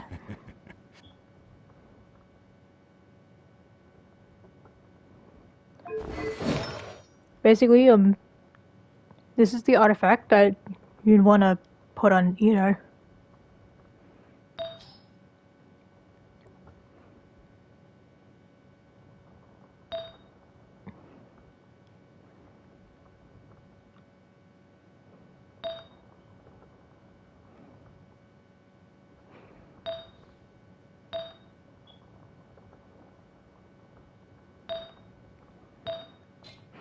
And the other alternative, if you don't have the red horn, you can just put the white blind, which is something you can forge. No, this is just my off piece.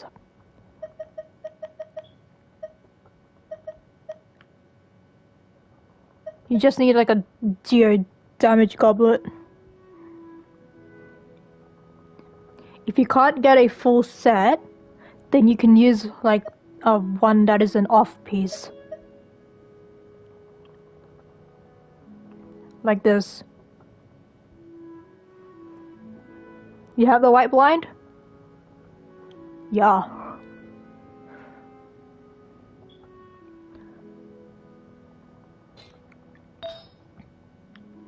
But yeah, these are the stats that you'd want for him.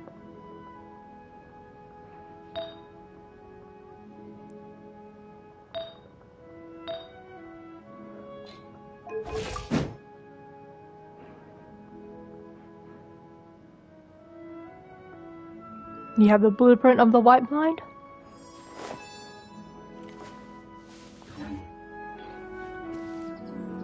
With me. Alright, let's get this over with so I can show you how to fight Spiral Abyss. People!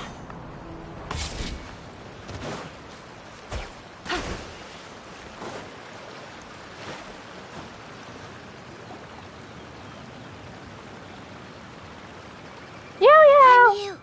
Ganyu! Come on, wake up! Some friends have arrived! Hello, friends.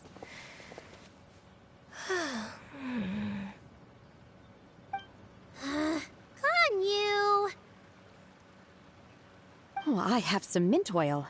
Perhaps we should try that. That poor fox! No! That poor fox! There you go. A guest at Wanmin restaurant recommended it to me. I've tried it. Its stimulative effects are much stronger than what can be achieved from chewing on mint leaves alone.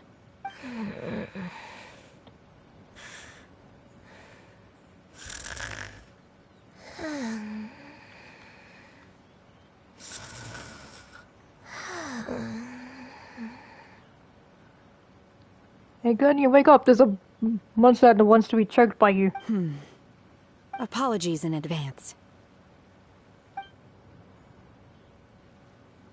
Wait! Shenhe! Not there!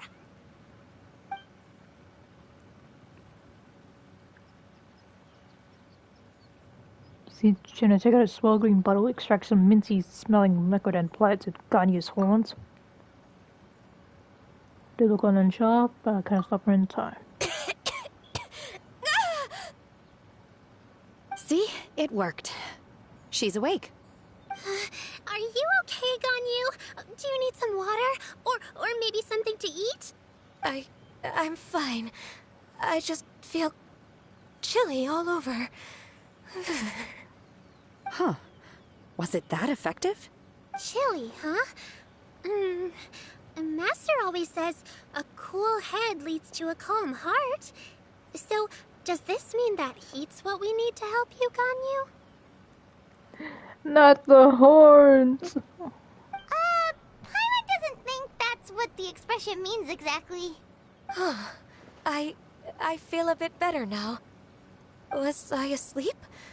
Must have been around the time I usually take my midday nap. Did you not sleep last night? That does seem to happen to you often. Perhaps you should come work at Wanmin restaurant with me. We get off at 10 on the dot every night without fail. I could never. I'm sorry.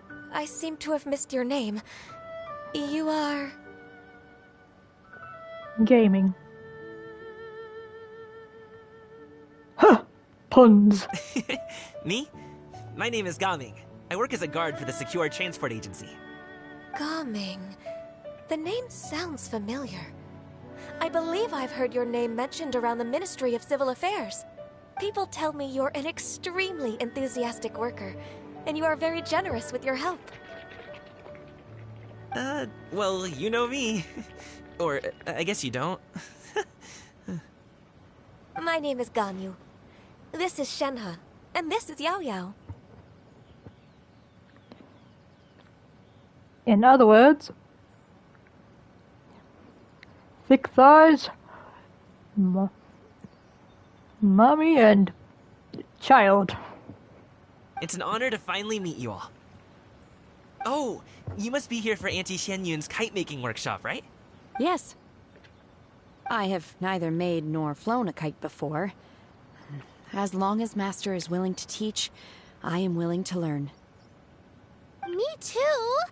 I want to participate in the kite flying competition with my best friend! Plus, it's more meaningful if you make the kite yourself, right? Your best friend didn't come with you? Well, Chi-Chi's been super busy helping Dr. Baiju lately. I'll meet up with her later and give her a huge surprise.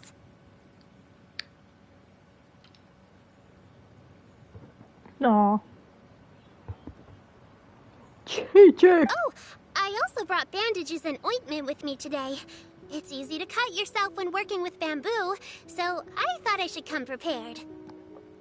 Wow, you're really thoughtful. As for myself, I'm afraid I lack some of my companion's enthusiasm. I was originally planning to buy a ready-made kite and just enjoy the festive city atmosphere with everyone. But Cloud Retainer is always going out of her way to look after her juniors, wanting us to have the best there is. She always... Yeah, damn it, I skipped again. It was so thoughtful of her to arrange this workshop, so I simply couldn't let such consideration go to waste. My motivation for being here might be a little different, yes, but I'm ready to put in just as much effort as everyone else. Well, we're all here, but where the heck is Xinyun? Shouldn't she be here by now? Who is it that speaks of oneself in such an ill-tempered tone? Oh, come on! You clearly heard Paimon! Master stopped to buy grilled tigerfish to share with everyone. Come get it while it's still warm.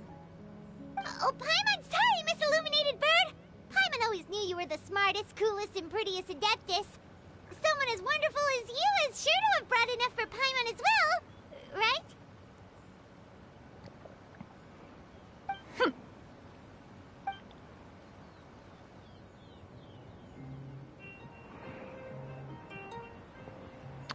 Hold on, someone's... Yo! Yeah? What? Did you get it? Yes, the package is here. It's in the room. Alright, thanks. Bah! Bye. That was my brother. So delicious. Paimon's life is complete. It appears that we've ended up with quite a few participants indeed. Go ahead and divide yourselves into small groups. The materials are over here. The regular dyes and luminescent ones have been clearly marked. Use them as you see fit. As for how to make the kite, one assumes you all made sure to listen to the instructions one provided while we were eating. Yes?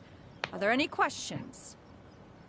Paimon may have focused a little too hard on the eating and less on the listening. I'll be the one making it anyway. Paimon knew she could count on you, Traveler. Yeah. One will wait under this tree and avail oneself of the cool air while one digests. Do not hesitate to seek one's company if you have any trouble, questions, or simply want to chat. We're not in any hurry to get started. Why don't we go see what the others are up to?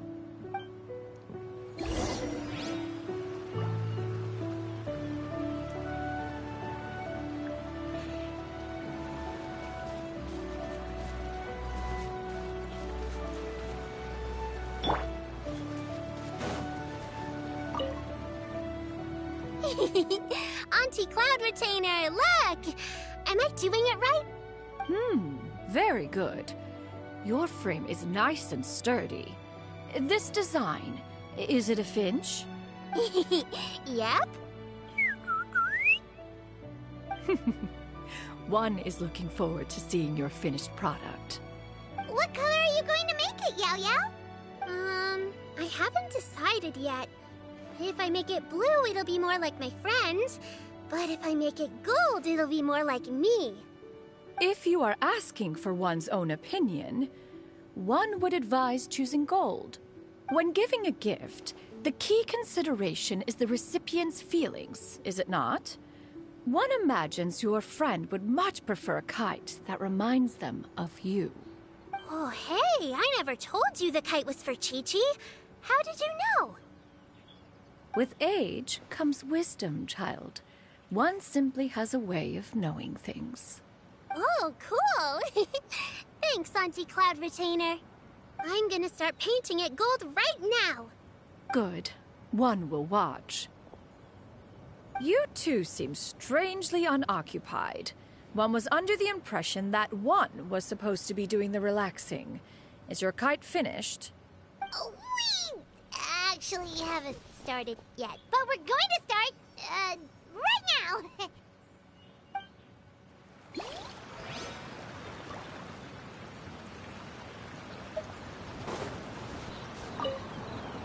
Once I get better at making kites, I'm going to make one shaped like Uruguay.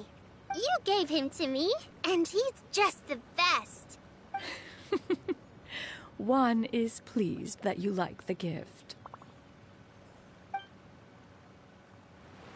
What am I doing? She's a bird. Hey, Gaming! Want to team up? Huh? Wait, I have to participate? I thought I'd be done for the day after adjusting the dye formula. You're that unenthused by kite making, huh? That doesn't seem like you. No, it's not that. It's just... it would take too long to explain. I guess I'll just make one then. What shape should we go with? How about a butterfly? Butterfly symbolizes the desire for freedom. Perhaps that's also what Gaming's searching for. What do you think, Shuyu? Is there a particular design you want? I want a swanee! That might be a little hard to pull off. True, but I still want to try. They're super cute. Have you seen the big one? Okay, it's decided then. It's majestic. Gaming, can I do the coloring? Sure. I'll go ahead and make the frame for you.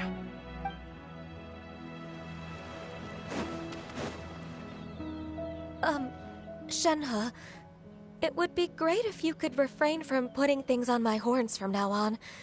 They're really quite sensitive. I see. My apologies. I shall remember that in the future. Thank you. No harm done. Good. Could I touch them just once more, though? No oil or anything this time. I've just always wondered what Miss Ganyu's horns feel like. Huh? Please, I told you. Just call me Ganyu. Well, alright. Just be gentle.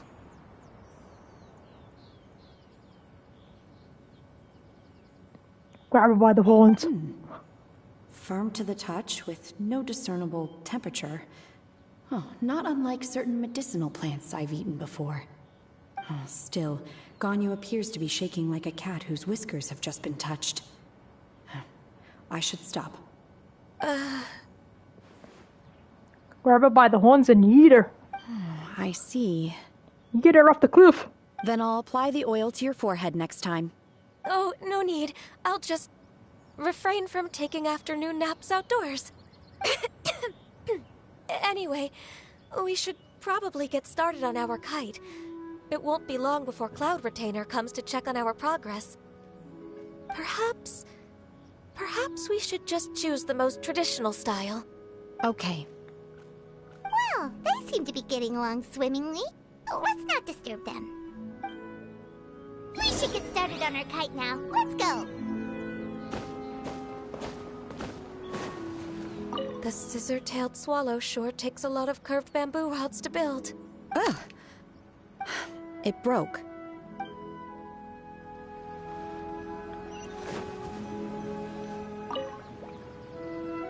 First, we have to decide on the shape. Hey, what are you laughing at? Yeah, it looks like a penis. The obvious answer is to make a Paimon-shaped kite. Oh, that's not a completely crazy idea. If nothing else, a Paimon-shaped kite could at least make sure you never get lost on your travels and always find the tastiest food and funnest things to do wherever you go. Maybe we're not exercising enough artistic license. Ooh, we should exaggerate this a bit. How about this? The word Paimon means the guardian angel of travelers. No.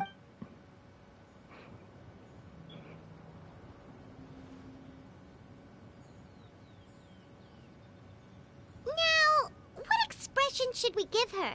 Since the kite is going to be flying super high in the sky. A derp.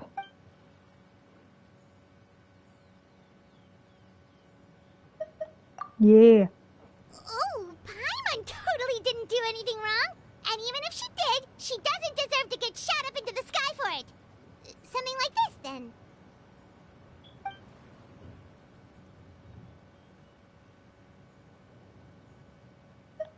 Since the kite is going...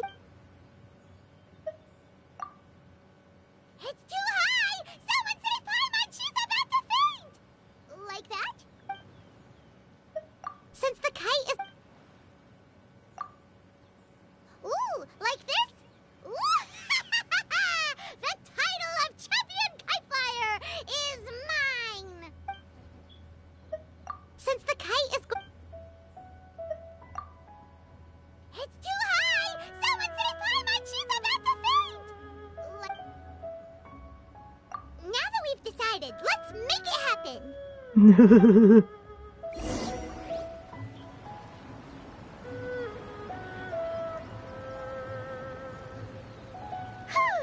It's done! Paimon has to say, Kai Paimon might even rival real Paimon in terms of cuteness. Now we just have to attach the string, right? All right, gather around, everyone. Oh! Shenyun's calling us!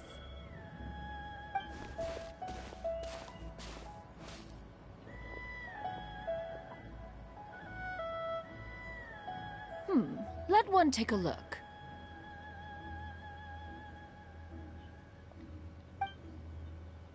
Wow!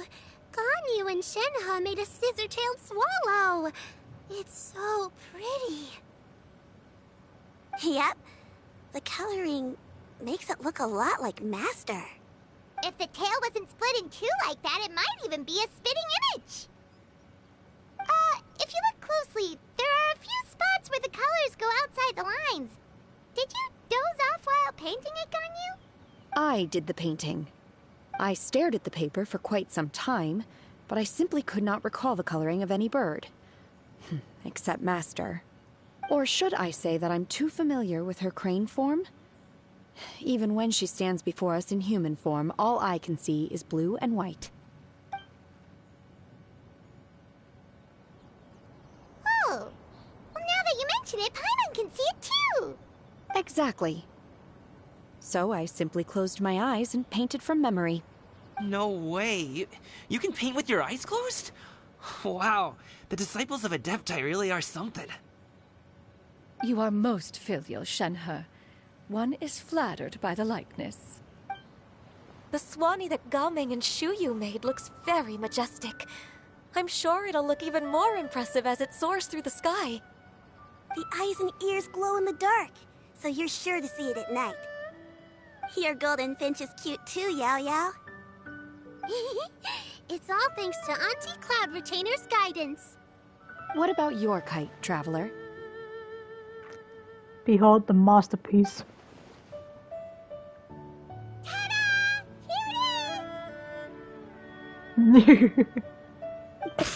That's hilarious. Why does Paimon feel like you're laughing at her and not with her? Because he is. I'm just admiring the expression you chose. Whether the kite soars high in the air or comes crashing straight to the ground, it's still fitting. That's quite the impressive feat, actually. Is that the Jade Chamber? Oh?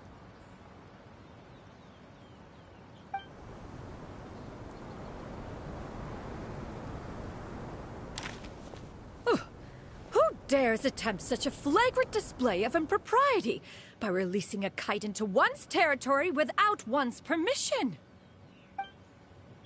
Oh, and to do so by making use of this crude piece of mortal machinery. One simply must know who it is that possesses such impertinence. Damn. One is pissed thoroughly off. Continue attaching the strings, everyone. One will be but a moment. Cloud Retainer! Traveler, Paimon, could I trouble you to go after Cloud Retainer? Master's going to be okay, right? I'm more worried about the person who released the kite. There's wind up ahead! Looks like we can glide over!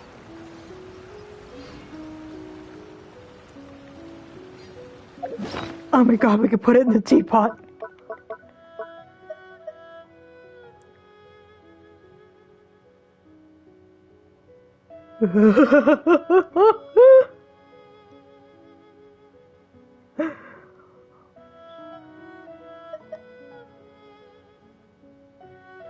Oh. I hope the person who released the kite is going to be okay.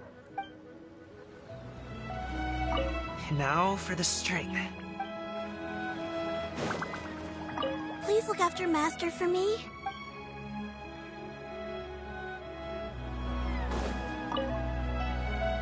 Master is not without her principles. We need not worry too much.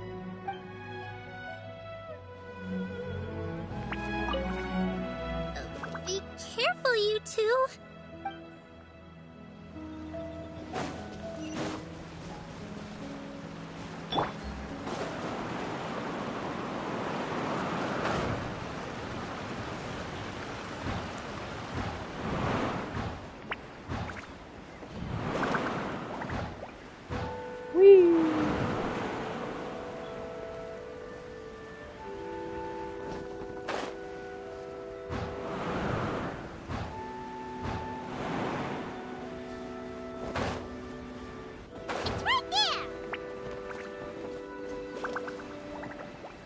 Hang on.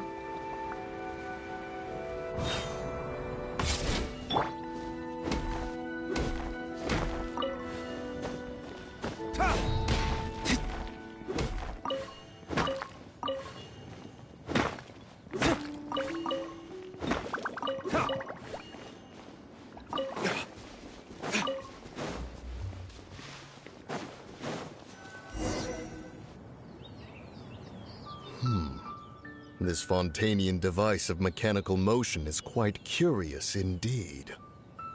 Now is hardly an opportune time for your musings. Someone among us was not sufficiently attentive, and now the kite has vanished. Calm yourself. Do you have any recollection of its last location? One believes it drifted in the direction of Mount Outsong. Perhaps it is mere happenstance, but one feels a certain sense of dread at the thought. Your concern is misplaced, surely. Cloud Retainer is either in the city looking after her disciples, or secluded in her abode attending to her research. She will not notice that kite. On the subject of said kite, however, one simply must remark on the genius of its windless lift technology. One cannot help but surmise that its ingenuity rivals that of Cloud Retainer's creations. Among Us? Sus? Where? Still thy tongue. If Cloud Retainer were to hear you profess such a thing, we can both say farewell to any further use of the Supreme Cuisine Machine. One presumes that this kite belongs to you. NPC looking asses. Huh? The woman has arrived. Regard the situation with which we are now confronted. This is all your fault. One's fault? One seems to recall that releasing the kite was no solitary endeavor. Say something, Mountain Shaper. Surely you can think of something to appease her. Further explanation shall only fan the flames of her wrath. It would be better to stay silent and retire at the earliest opportunity. So they're mind readers? Bird Auntie? We can hardly avoid her forever. That may suffice during Lantern Rite. But what about the Moon Chase Festival? Sooner or later, she will discover our true identity.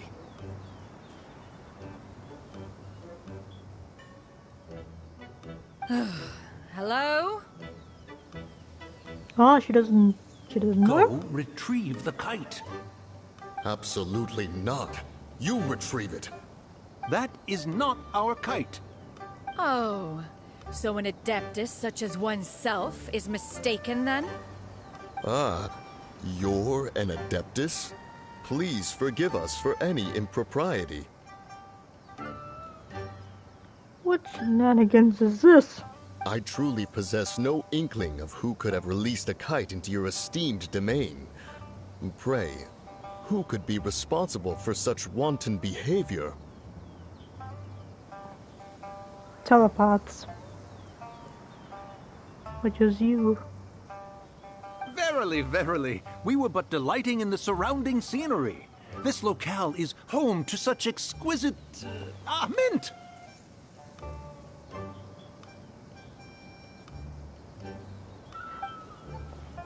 Well, and if that's all, then we'll just be on our way. We finally caught up. You sure do fly fast in your illuminated bird form, Shinyan. Mooncarver? Mountain Shaper? What are you doing here? Oh, god damn it, Paimon. You! Okay, now Paimon's getting a weird vibe. Did she say something wrong? Mint of all the things you could pick, you choose mint? It is of no consequence. Long has one seen through their disguises. One was simply curious as to how long they would keep up the act. Then you are not angry? How could one feel anger at the sight of two old friends enjoying themselves? One is also well aware of how enticing these city novelties can be. We were simply consumed by a fit of festive spirit. Seldom do we get the opportunity to partake in the delights of the times. However, we are far from being as adept as you in matters that require a deftness of hand.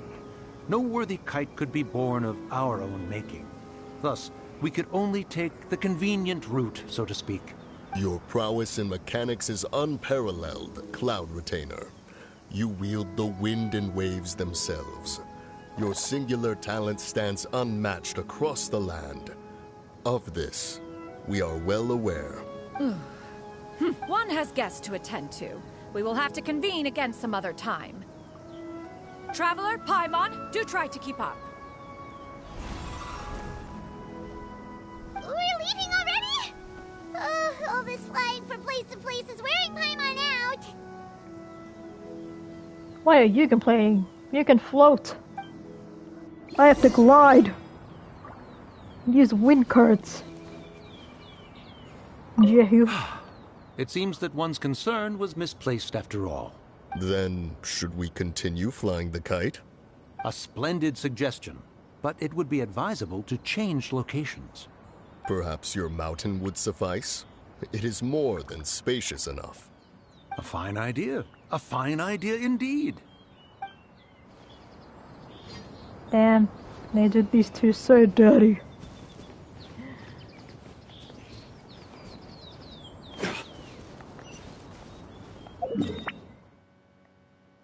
Back to the mountain.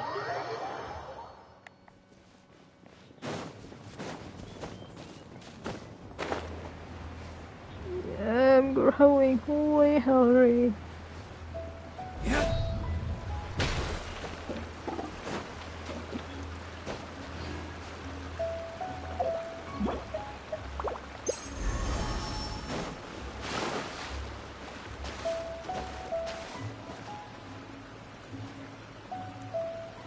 Am I close to the end of this?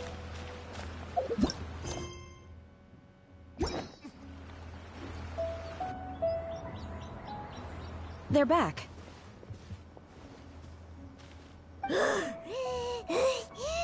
Paimon's pooped. Hi. Why are there only two of you left? After you left, Yao Yao and Shu Yu tired themselves out playing with their kites. Gao Ming offered to escort them home. Before he left, he said something that I don't quite understand. Oh? What did he say? He said, a kite is always tied down no matter how far it flies or how high it soars. Its tether prevents it from ever truly flying free. He looked quite dejected as he said this.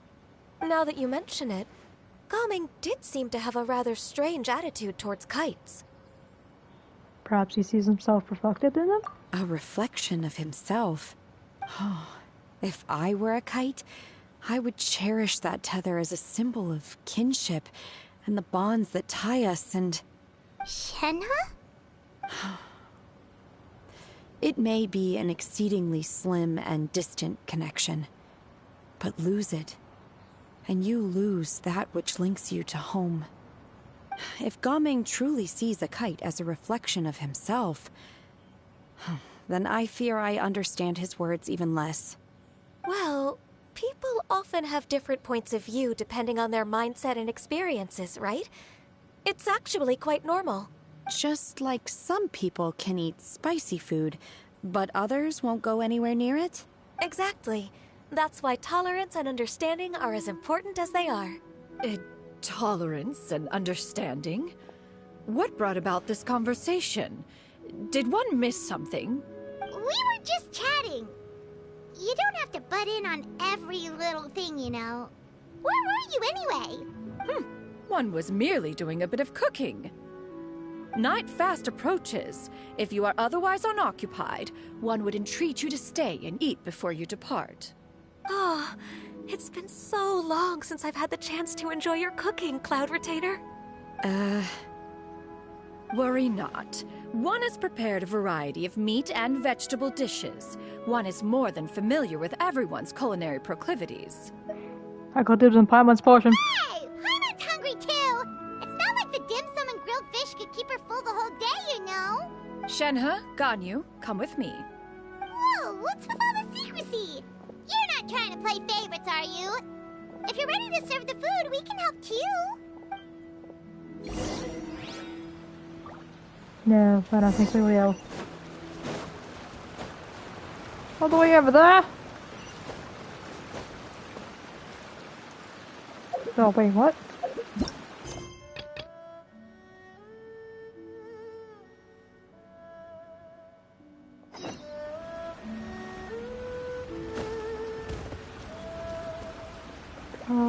We'll get rid of this since we're here.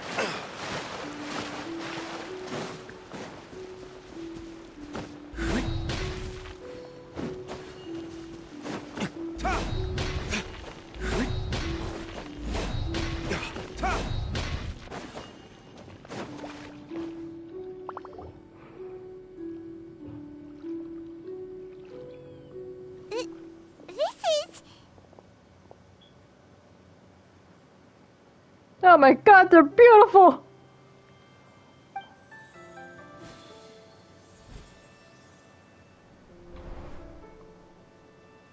Oh, I can feel the wind brushing against my legs. This is a bit embarrassing. Oh my gosh, she's blushing! Is the headpiece secure? I should have asked Cloud Retainer to check before I stepped outside.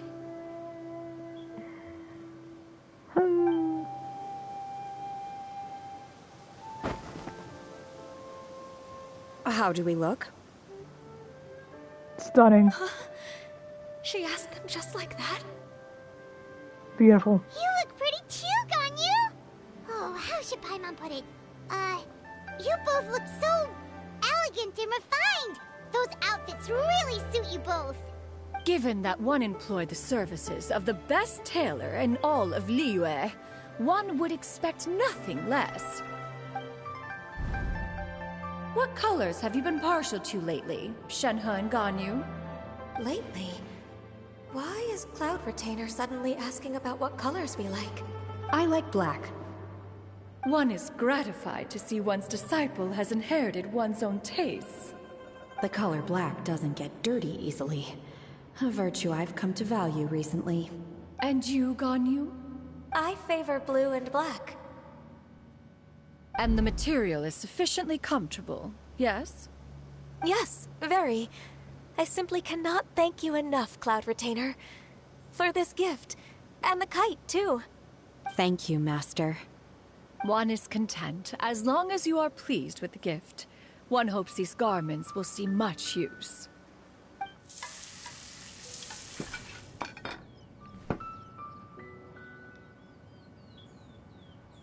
Seems like your supreme cuisine machine is just getting better and better, Xianyun!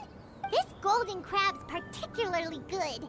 The shell's deliciously crunchy, and the meat inside is so succulent and sweet! Paimon can't stop eating. Those outfits, indeed. It's a good thing Gaming isn't here, or Paimon would have to duel him for the food. You know, with chopsticks. He'd win. He traveled all this way on account of the kite-making workshop, and he spent the whole afternoon looking after Shuyu. One was hoping to treat him to a meal. Oh well. One will just have to extend one's thanks in person. It's rare for someone to make such a good impression on you, Cloud Retainer. Sadly, they nerfed Shenhe's boobas. One has high standards. He appears to be a young man of much merit, and one is not the type who would see such potential squandered.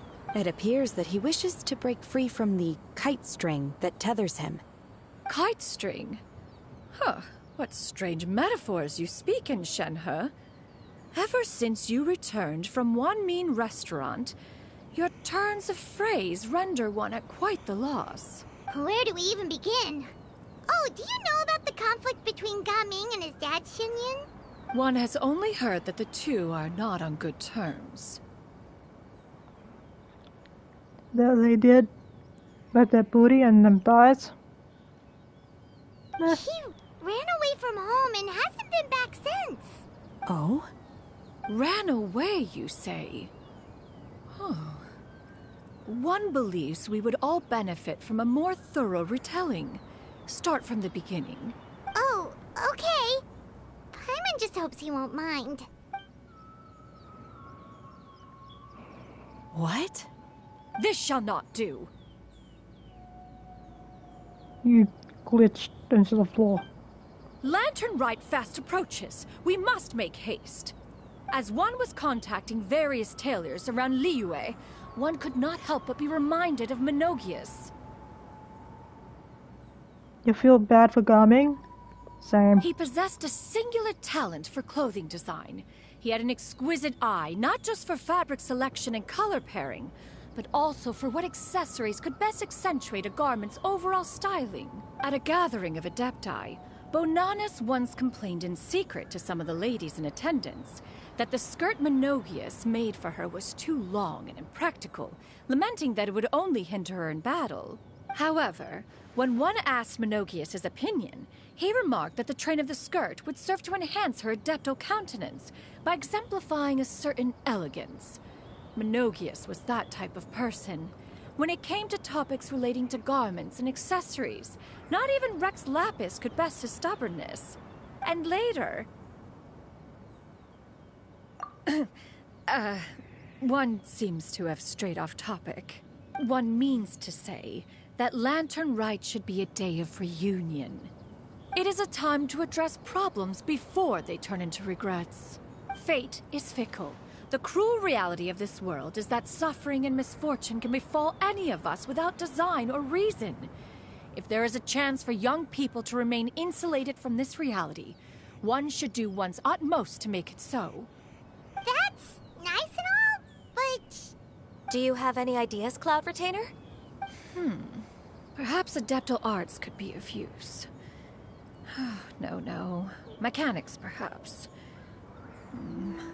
One fails to see its use in a situation such as this. Is there anything I can do to help? Combining our efforts is a fine idea indeed. Aha! One has an idea. How about this?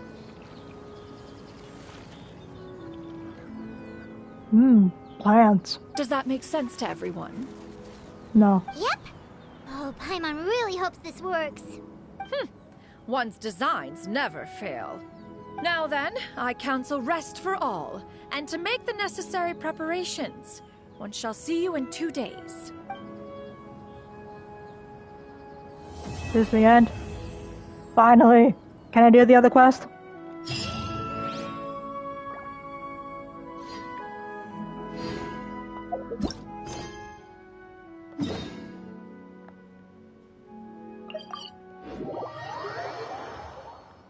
Okay. Bring the Knights of Favonius with you next time.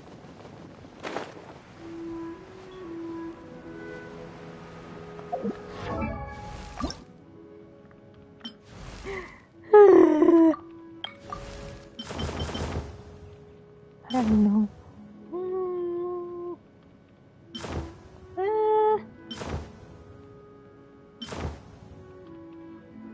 I don't want to put these wings, they look boring.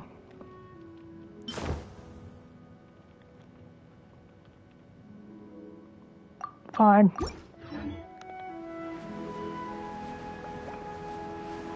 The Netland wings better be bussin'. They better look fire. We're finally here. Yeah, finally. Does this place feel familiar to you, Granny Wendai? Let me see. How strange. Have I lived here before? When we were at Wangshu Inn and the abandoned house earlier, though I couldn't remember everything, I still felt a sense of familiarity. I could easily picture myself in those places. But here, I don't have that feeling. Perhaps I did come here in the past, but it just didn't leave a strong impression on me. But did the stories get it wrong then? Yeah, that's true. But they're also the only thing we have to go off of. Paimon was hoping this place would jog Granny Wendai's memory just like the others. I'm sorry to disappoint you too. It's alright. We're not going to give up yet. We'll figure something else out. Just you wait. Thank you. If only I could remember. Huh? That way. What's that mountain? Oh, let Paimon look! Huh? Isn't that Mount Outsong? Looks like we've come full circle. Mount Outsong. Mount Outsong. Granny, are you okay? Don't push yourself, Granny. It's okay if you can't remember. You shouldn't do something that makes you sad. Mount Outsong, What am I really? Mount Outsong holds some familiarity to you? It does, but I can't go back. Are you feeling unwell? My head, it feels all heavy and dizzy. What is wrong with me? Cloud, Miss Xianyun, is there anything you can do? Let us go to Mount Outsong. But... Fret not, all will be well. You and I, you have already given more than enough to the pursuit of this endeavor. You may leave the rest to me. I've prepared something that can aid you in suppressing the fear in your heart and restoring your lost memories. It currently resides at Mount Outsong. We're just gonna ignore that Eye of the Storm? Is it gonna come back? Hey, are you coming back? Wait, Yeah. really? When did you do that? I never leave anything to chance. All will reveal itself when we arrive.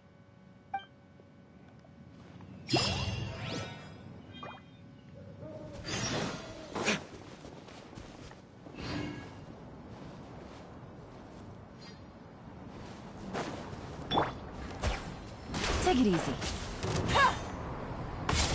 Teamwork is dreamwork. Game's up. Fun's over.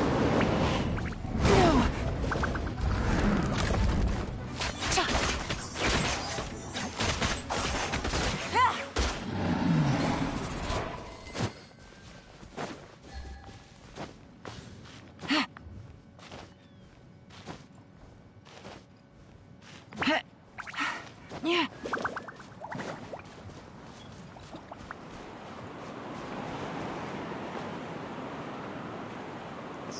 Soleil Queen.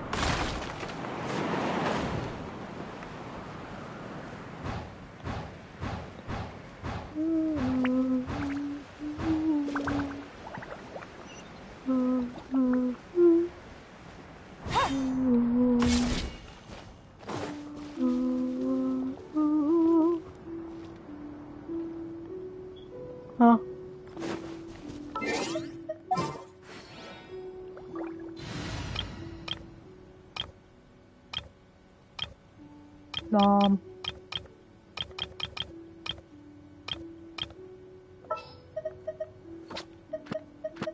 What's heavy enough? Outrider Amber, report.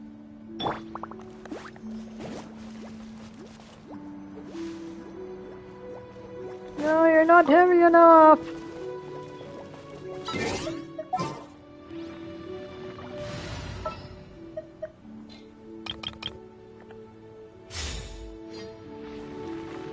Let's roll! No. No.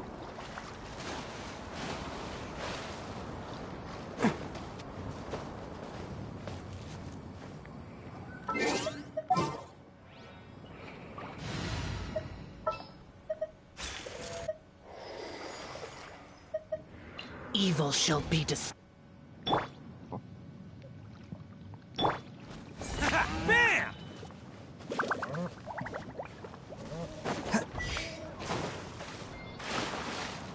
Bam!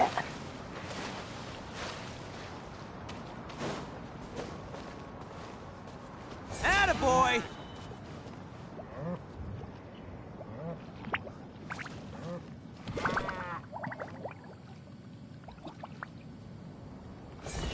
Let's roll!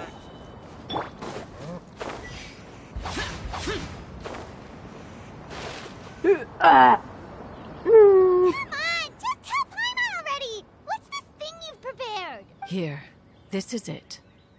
Oh, just saying. Huh?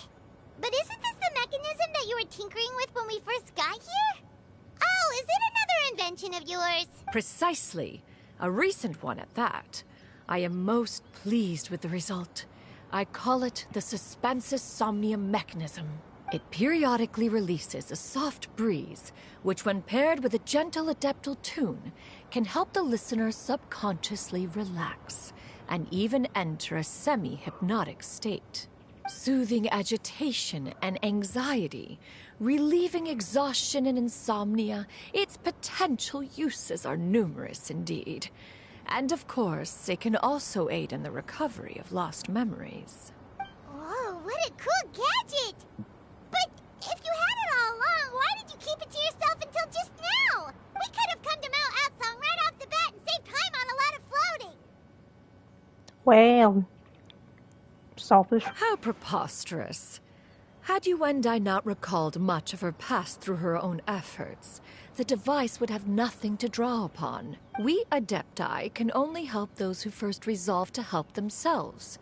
Had she lacked such determination and strength of character, one would have little to offer in way of assistance. Paimon thinks she gets it now. Hey, what's that other thing? As previously mentioned, a gentle adeptal tune is required to take full advantage of the mechanism. One secured such a tune from Streetward Rambler. Only with her melodies can the mechanism reach its peak power. Whoa, Paimon can feel what you mean. Paimon's body feels light as a feather.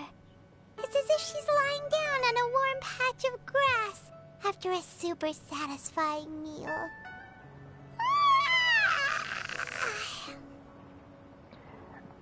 Don't yawn. And you and I, is the mechanism helping you to relax? It appears she has already succumbed to the depths of reverie. Come, join one on this side. We shall give her some time to herself.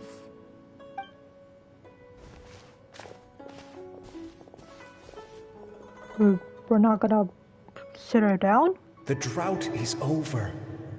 But why do you look like you want to cry?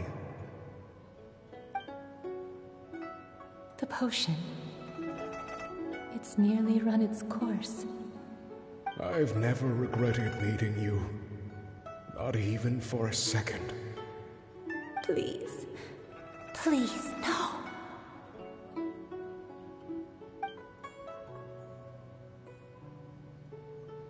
Have you forgotten? This is the world you left behind.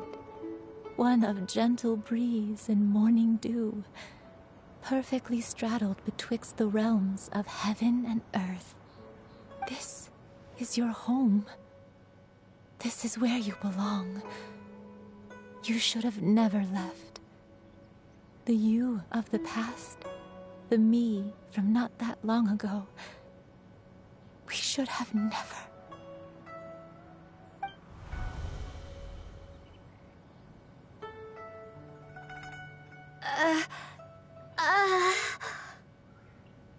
So that is the truth. No wonder this place is so familiar. Granny! Granny, are you okay? Cloud Retainer. Your memories have returned? Wait, did you just call her by her full name? Does that mean you already knew each other? Yes. I now remember everything. Everything. Granny, please don't cry. I'm here. I'm here. Oh, don't worry, my dear child. Granny is fine. So you are an Adeptus. I'm so sorry, everyone. You've gone to so much trouble on my behalf.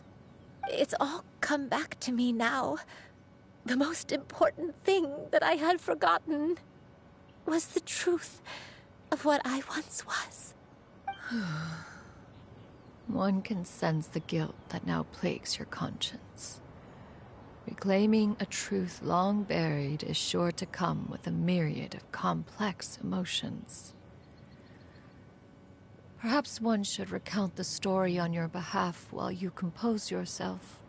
No, it's okay. Now that I've remembered, I must face my memories head on. Shuyu, everyone, I cannot thank you enough for all your help. I'm ready to tell you my story, if you're willing to listen. Please, Granny, don't force yourself. What happened in the past doesn't matter. I love you more than anything. Nothing you say can change that. I know, dear child. My feelings for you are exactly the same. It is for this reason that you deserve to know the truth. Some time ago, I made a terrible mistake. One for which I could never atone. Is this the sin that you mentioned in Joyun Karst? What happened? I am, in truth, not a human being. My real form, one that I held for centuries, was that of a wild crane. I spent many, many years living on Mount Outsong, bathing in the soft breeze and drinking the sweet dew of the mountains. At some point, I somehow gained wisdom and sentience. The Lord of the Mountain, Cloud Retainer, became aware of my existence and began to share many stories with me.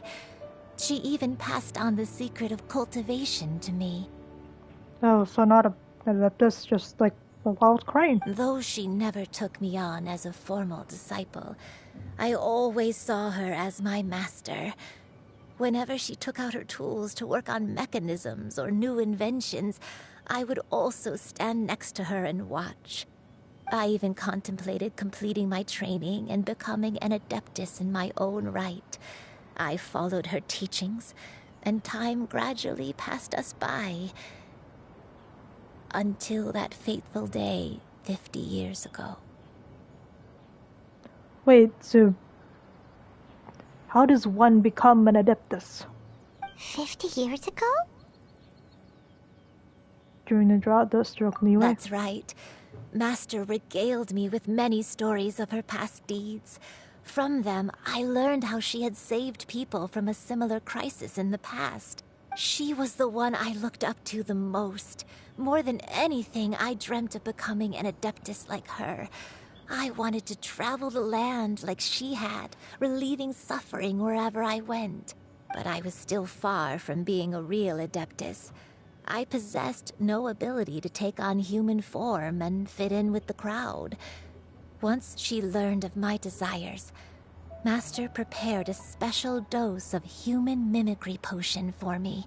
She warned me that the potion's effects would only last 10 years, and if I were to fail to return to my original form at the end of that time, I would forever forget my past as a crane and become something neither human, beast, nor adeptus.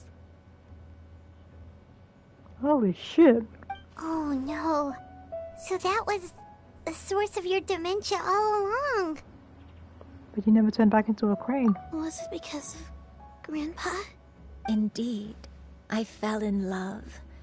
Though he was human, he had spent his entire life training on Mount Tianheng. When we met, it was not only my first foray into the world below, but his as well.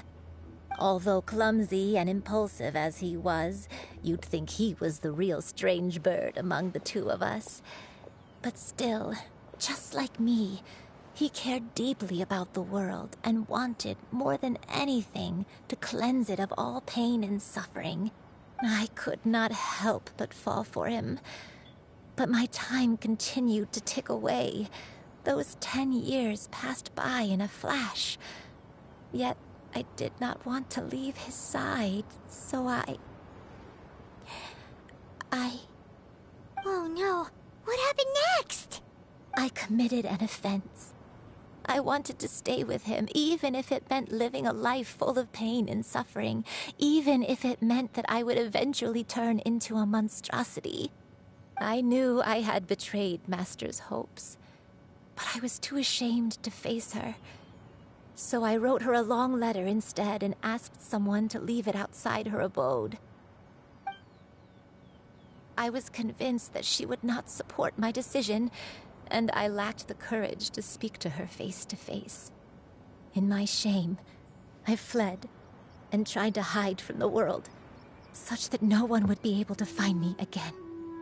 So that's why. But that was only the beginning of my troubles. I began to suffer from a strange illness.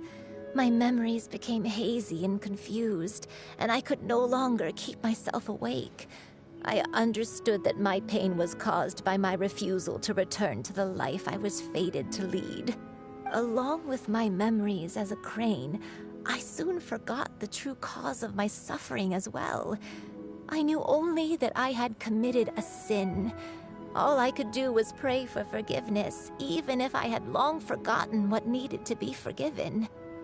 Looking back, I was beyond lucky to have come across that traveling merchant at Wangshu Inn. It was such a fortunate coincidence that we were there at the same time. If it weren't for those soul-revitalizing tea pills, I probably would have... Granny! What's wrong? Coincidence? Why did I ever think it was a coincidence? Tea pills concocted using the blood of an adeptus? No, it couldn't be. Master, don't tell me. Back then, that merchant was actually... Human custom would dictate the conferral of gifts to be in order when one's progeny is wedded, would it not? Consider the pills a symbol of one's best wishes. So when I tried to conceal my name and mistakes from the world and hide myself away in perpetuity, the only person I managed to deceive was myself. You knew where I was all along. Damn. One still remembers when you were but a fledgling. You possessed a certain fondness for a particular game. You would hide yourself among a group of wild cranes and ask one to pick you out from among the flock. One found you with such ease every time. 'Tis a truth most evident. One always recognizes one's own, no matter what form they may take. Wait! Paimon's confused!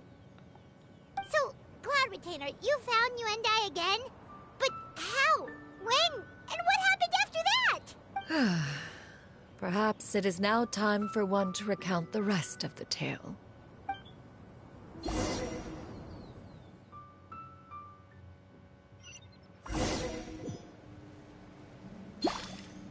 Oh.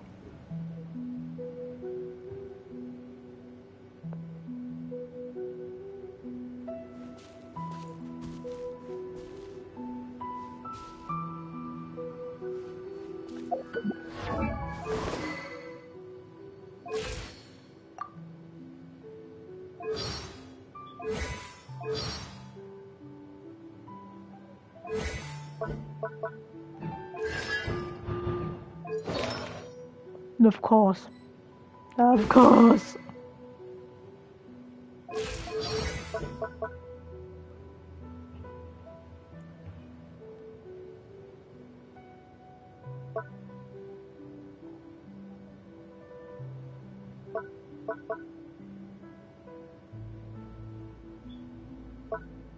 Hmm.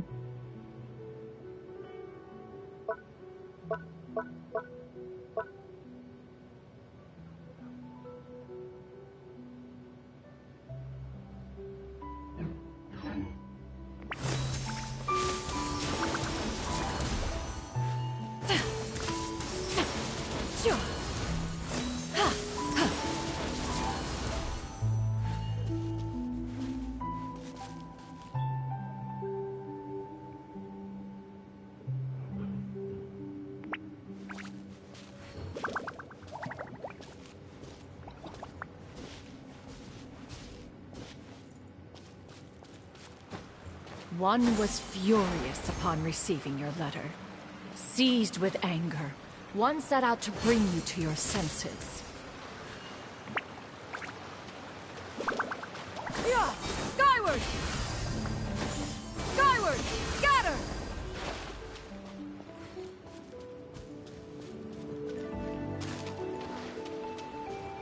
Yeah! Skyward! Scatter!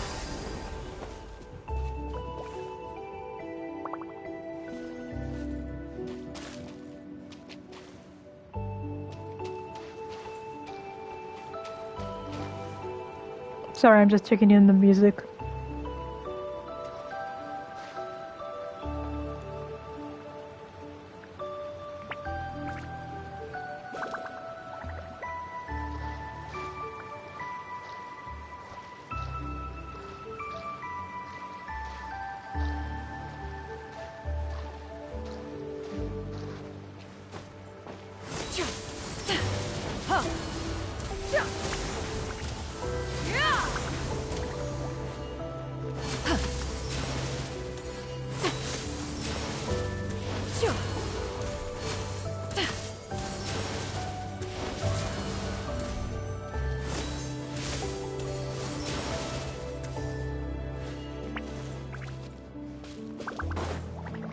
Okay.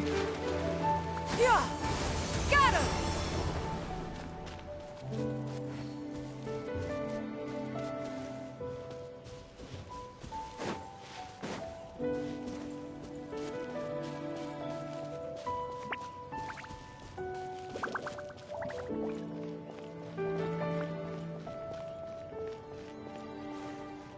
Yeah! Scatter!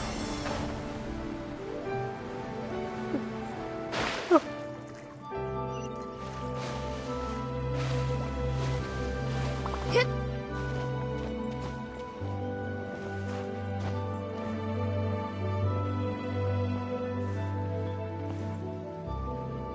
In truth, one had more than a few misgivings about your chosen partner. As an exorcist, his talent was lacking. One could hardly say his skill with sigils was any better. But soon, one came to appreciate the devotion he bestowed upon you during your illness. He never uttered a complaint and rarely left your side. Unwilling to begrudge someone of such character, one decided to overlook his aforementioned deficiencies. Glaring though they may have been, wishing to grant you a life without regrets, one gathered many divine ingredients and used one's own blood to create a form of medicine. Though imperfect, it managed to suppress the more dire effects of your illness. As for how to deliver the medicine, after much contemplation, one eventually decided to perform the deed oneself. One took great care to alter one's features and select the appropriate attire. Only after meticulous scrutiny did one finally set out for Wangshu Inn. As one expected, you were most ignorant of one's true identity, You showed not even the slightest inkling of recognition. Oh my god, she's wearing a mustache.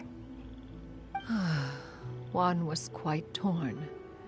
Should one have celebrated the success of one's disguise, or mourn the loss of your acquaintance?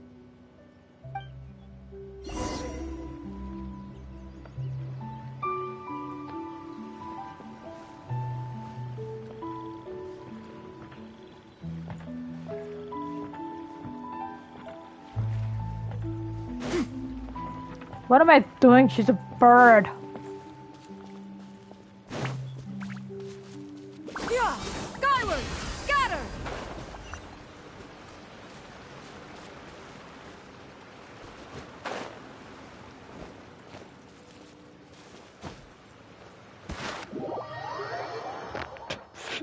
Okay. Yeah! Skyward! Scatter!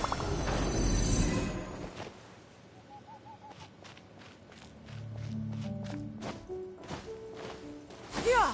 Skyward! Nevertheless, one would speak to you about another matter, if you are amenable. Even considering your loss of memory, one was simply flabbergasted that you could so easily forget the consequences of consuming medicine infused with Adeptal blood. Its proclivity to attract monsters is hardly that complicated of a concept to remember. To think that you tried to travel while weak from sickness and heavy with child. Had one not intervened to clear the fog, all of you would have been lost during the night.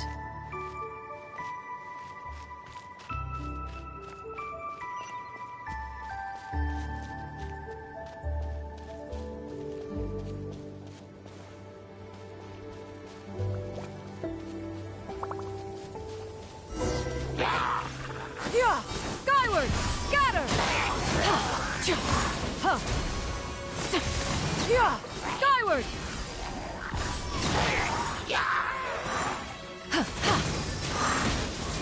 Skyward! Scatter! Stray clouds converge!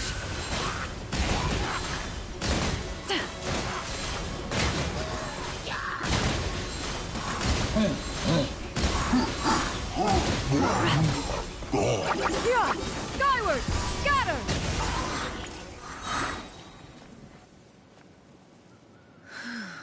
Those monsters would hardly have pursued you with such ferocity without sufficient incentive. They were likely incited by the presence of godly remains. Said godly remains, in turn, were likely drawn to the trace of one scent on your body. One was, after all, an active participant in the Archon War. Some of the gods were likely shattered by contraptions of one's very making. In the end, one was relieved to see you endure through the night.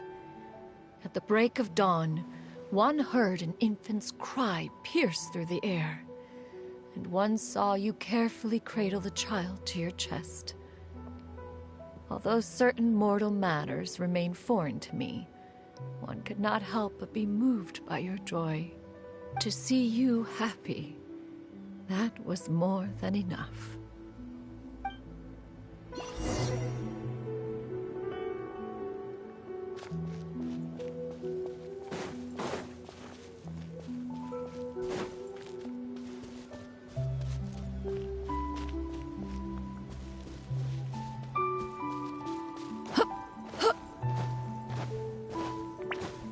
Now you should have a complete understanding of the events.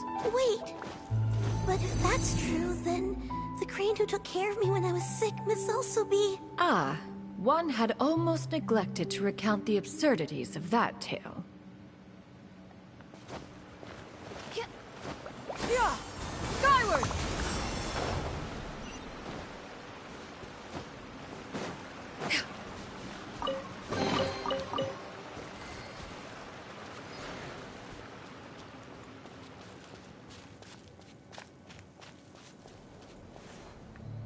No, anyway.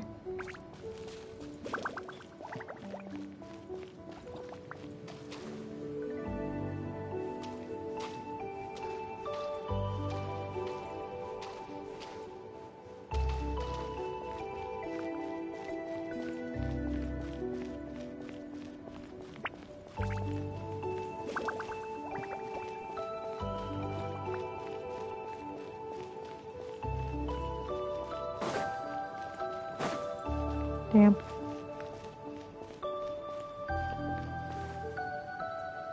Just as you and I troubled one with her antics, so did you give one many a headache. Upon finding you burning with fever, one made plans to bring you back to one's abode for treatment. However, upon seeing one's form, you began to cry, refusing to get on one's back. When one asked you why, apparently you believed that one could not possibly be a true Adeptus, because all illuminated cranes are white from tip to toe. One had no choice but to apply powder to one's body to conceal the variegated nature of one's appearance. You became more than amenable enough when one stood before you devoid of any other coloring.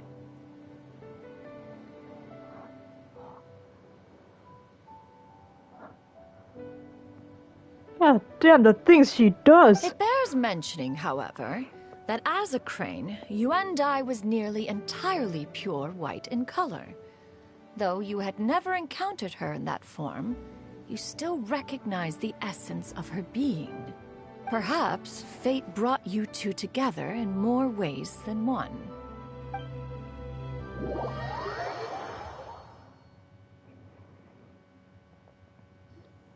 Now all has been revealed. One owes you an apology, Yuendai. One recognized you upon your very entrance into Wanmin Restaurant. One has always viewed you as a disciple of equal standing with Ganyu and Shenhe. Indeed, one wished to bring your story to a satisfactory end with this visit to Liyue Harbor. Still, one could not reveal your identity right away. Had one simply informed you of all you had lost, all those cherished memories would merely have become the fictionalized account of another. Memories are most meaningful when recalled by those who lived through them. Would you not agree? Even if the process was painful and arduous to experience. Have you any further inquiries? Master, I must ask. If you found me all those years ago, why did you leave me be, even though you knew about my mistake? Why did you not bring me back to Mount Outsong by force? One has never regarded your action as a mistake. It was a simple choice, nothing more. When it is time for one's progeny to leave the nest, it is the responsibility of an elder to let them fly free. Yet, when your wings grow weary and the night grows dark, just know that you always have a place to which to return. 'Tis a refuge referred to by many a name in mortal writing. Home, nest, haven. Whatever its denomination may be, its essence remains quite unchanged. One speaks, of course, of a place not unlike one's own abode. One's disciples are free to come and go as they wish, yet the door remains forever open to those who wish to return. One rather hopes you count yourself among them. Thank you. Thank you so much. You and I. One expects you too have sensed the rapid deterioration of your condition as of late. Have you not? 40 years ago, you chose a path without a future. Though one used one's own blood to provide you with a few decades of extra time, it merely delayed the inevitable. One may have extended the path, yet one was unable to alter its final destination. Even the power of an Adeptus has its limits. Had your condition continued to deteriorate, you would have forgotten your life as a human entirely. In the end, you would have turned into a creature lacking in the ability to even comprehend its own monstrousness. Fortunately, you were able to avoid that scenario by reclaiming your memories. Though one sped the process along by providing some guidance, the result is entirely a reflection of your own effort. So, what's gonna happen to Granny? One will help her reclaim her original form as a wild crane. If it be fated, she may recover her sentience one day. She's gotta go back to being a regular crane, huh? There's no other way. Master, you've already done more than enough for me. I don't know how I could possibly repay your kindness. This is a better result than I could have ever hoped for. How much time do I have left? Not long. The transformation is imminent. Granny, please don't leave, okay? You're all I have left. Please. Don't be sad, dear child. Granny has led a wonderful life. My only regret is having to leave you behind. Don't forget to eat well, okay? A growing young lady like yourself needs lots of good food to grow big and strong. Promise Granny you'll take good care of yourself when I'm gone. How the hell am I not tired? Oh, I'm getting there. That's why I'm not speaking much. I'm getting there. I promise, Granny. I'll do whatever you say. Good girl. Good girl. Don't worry. It's not goodbye forever. Granny's gonna become the most formidable crane in all of Mount Outsang. Granny will train day and night.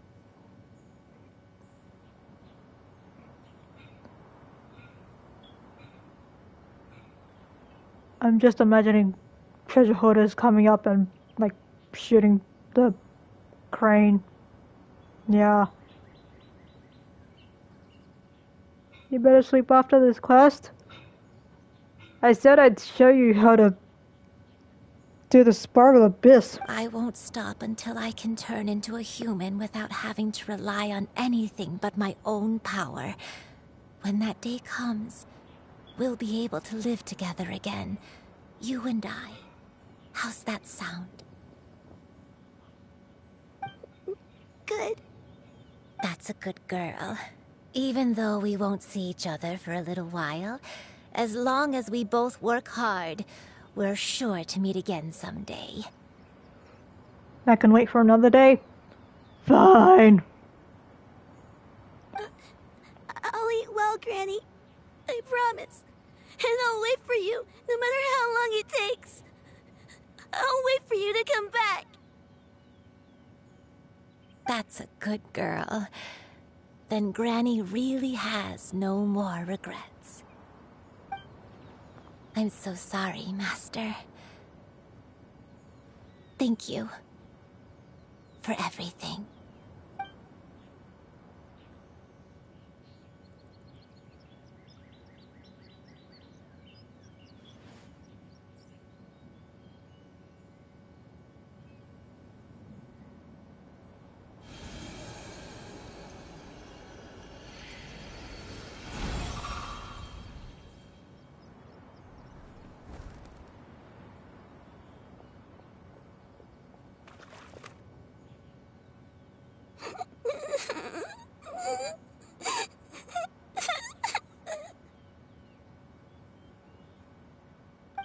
You. Let her be. At her age, crying is a natural, if not fitting, response to such an event. Tears are a necessary part of maturation. Sometimes there is scarcely a better vehicle to wash away the toll of stress and misery. Now that the issue has been resolved, you should also take a moment to relax. Give yourself some time to rest. Take a nap if you must. One will wake you in due time.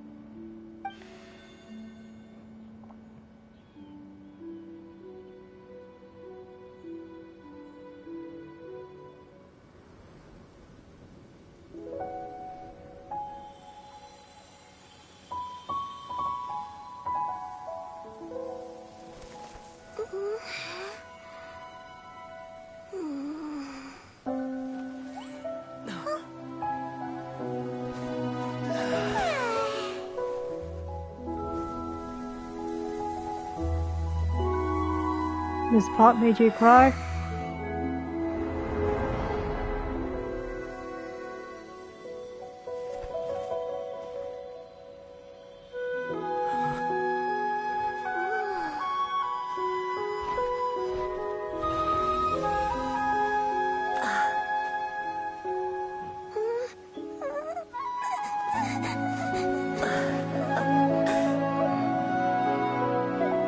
Grandma.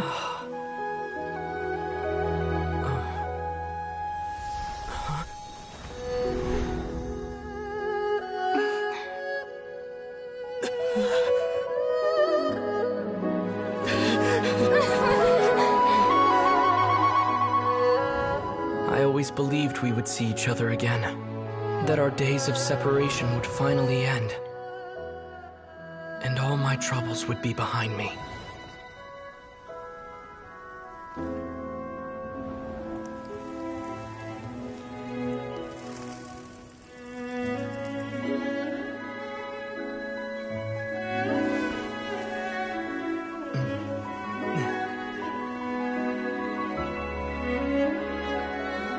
If only things could stay this way forever.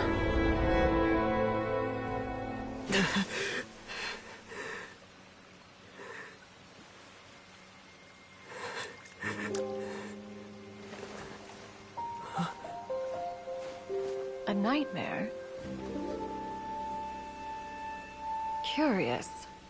If you're relaxed, shouldn't your dreams be pleasant? It was a good dream. It's just... You weren't ready to wake up. Oh my god, he's speaking!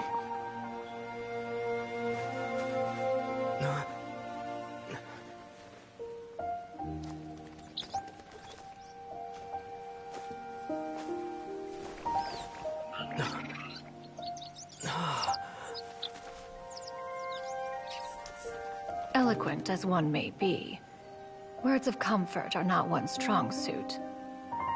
You are doing all you can. One can see your strength of will, your fearlessness in the face of danger. And so, whatever your dream may be, one believes that you shall achieve it. Of course, whenever the perils you face overwhelm you, or you become weary, one is always here for you. After all, as an elder, it is only right to look out for the young ones. Can you head pet me? Grilled chicken drumsticks.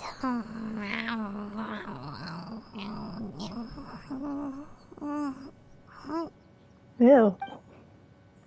Huh? Was Paimon sleeping just now? You're sucking your thumb. Oh, Paimon wasn't talking to you. Paimon had a dream about eating grilled chicken drumsticks, that's all. Madam Adeptus? Pat. Oh, Shuyu, you're awake. How do you feel? I feel a little better. Thanks. I know I'll see Granny again someday, so I don't feel so sad anymore. You'll see her in the hot pot. I'm sorry. Madam, I'm tired. Could I, ask you something? Would you take me in as a disciple? Oh, and have you reasons for this sudden interest? I know Granny thought what she did back then was wrong. She felt really bad about it, but without that mistake, I would have never been born. Even though Granny lost her memories, she never forgot to show me how much she loved me. So, I thought maybe one day I could become a cool Adeptus like you and help a whole bunch of people, just like Granny wanted to do. Upon some reflection, one supposes you are no mere mortal. The fact that Yuendai's blood flows through your veins is proof enough of that. If this is what you desire, one shall make it so. Thank you so much, Madam Adeptus. No, I mean... Master. Shuyu, are you sure about this? Paimon's gonna let you in on a little secret. We've seen Cloud Retainer's 2 other disciples, and they pretty much eat nothing but bitter herbs like chinchin and violet grass. If you join them, you'll never enjoy Wanmin Restaurant's delicious cooking ever again. How utterly preposterous. One has never enforced such a rule. Every individual must find their own path to enlightenment. So long as one retains a pureness of spirit, One's dietary proclivities are quite irrelevant. Well, you say that, but Paimon's not seeing any tasty treats up here now, is she? Although Mount Outsong is rich in natural beauty, its location does preclude access to certain finer mortal comforts. That is precisely why one plans to relocate to Liyue Harbor. Shu Yu shall have the honor of becoming one's first disciple in the human world. Whoa, you're leaving Mount Outsong? Is that why you became human? One has never concerned oneself with the location of one's residence. From the very beginning, one has sought only solace and peace. So, Ganyu and Shenhe ate that stuff because they wanted to? Yeah, pretty much. Yet in the end, all of one's disciples ended up in Liyue Harbor. Ganyu, Shenhe, Yuan Dai. They all chose a life among the mortal world. One has reflected on this fact for many years now. One can only assume that it is due to some failing on one's part as an elder or master. A failing, perhaps, of recognizing what it was they truly wanted. One is most curious as to what aspect of Liyue Harbor could have enticed them to remain there. One could hardly offer an opinion on the matter, but perhaps some time in the harbor will prove instructive. Why are you all so silent? Am I at the end of this yet? Paimon is, just a bit shocked, that's all. So, does this mean we can grab a meal together in Liyue Harbor sometime?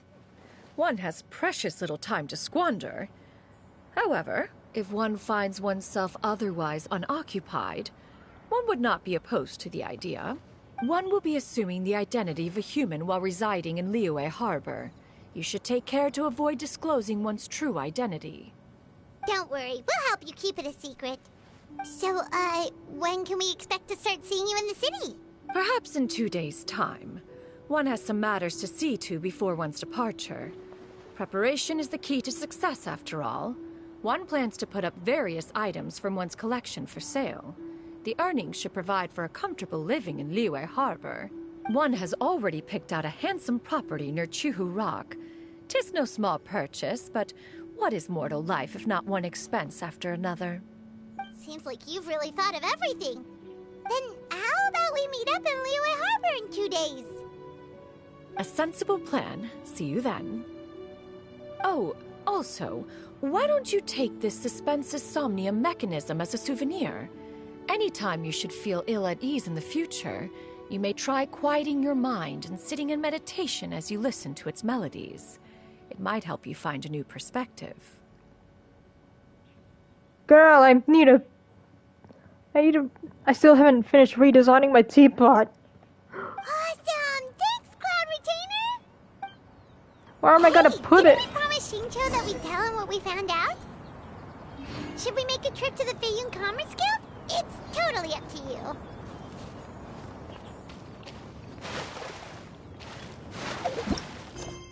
God damn, it's never ending! Where is that thing? Where is it? Can't catch me. No. What's this? Yeah, your record player. It is not longer. It better not be. Attaboy! Useless.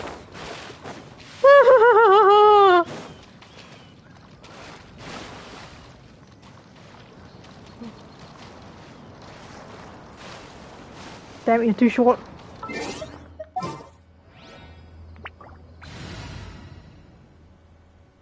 You gotta advance time. What's a heavy thing? Outrider Amber, reporting.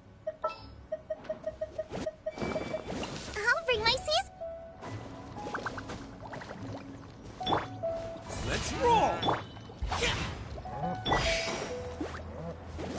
No. Boba, get them.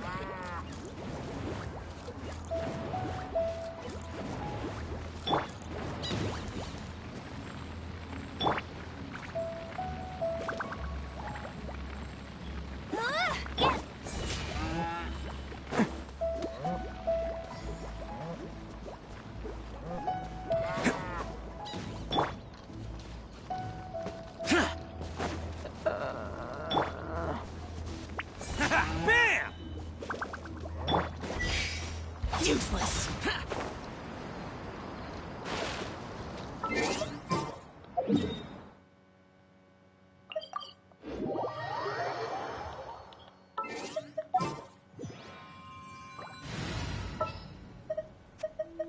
This world...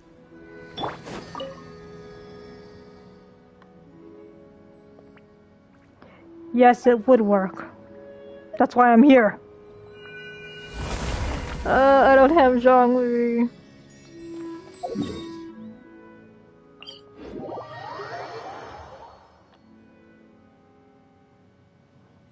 I already had the same idea. I had the idea for like...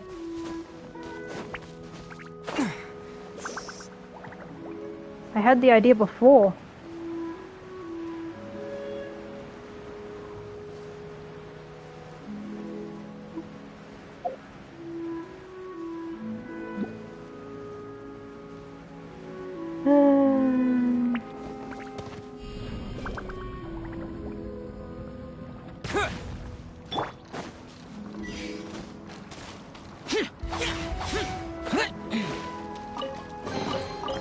Why would anyone want... Forget it. It's not my concern. So, about your move to Liyue Harbor, you gonna tell the other Adepti about it? Right, I don't have him on this account. Exactly. I have left an explanatory note in my abode. Those two old fossils will discover it, I am sure, should they come seeking my company. Considering their recent penchant for going off on private escapades, however, I find myself caring little for how they shall receive this news.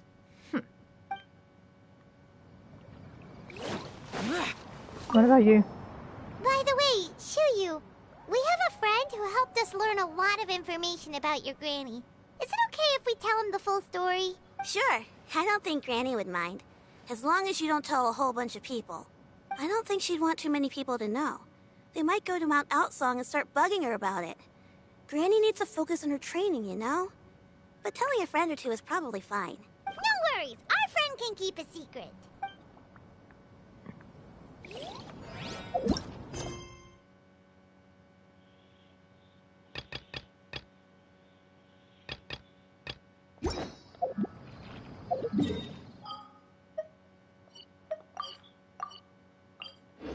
Is he gonna be there?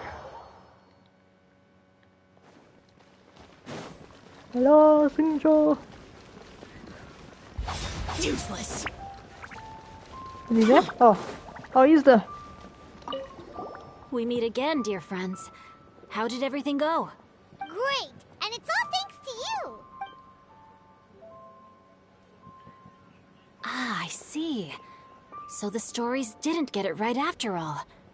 Even though she was a celebrated heroine, she had to bear a heavy burden that most could not hope to understand. Thank goodness for the help of that Adeptus. At least she was able to recover what she had lost. Although I cannot claim to know exactly how their story will unfold from here, I trust the ending will be a happy one. Those united in a common purpose always find a way back to each other in the end. Thank you for helping me fill in the gaps. And don't worry, I'll keep this all to myself. It's not my story to tell, after all. Thanks, Sinjo.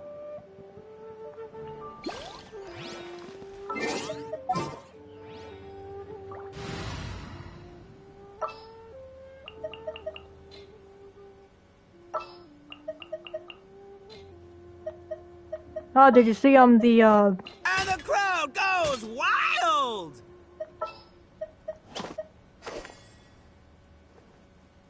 Prepare to move out. As you wish. You want me on your team?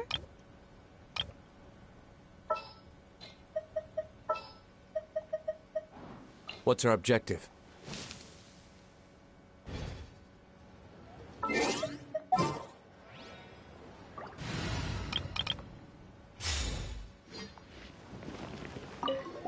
We meet again, dear friends. Great!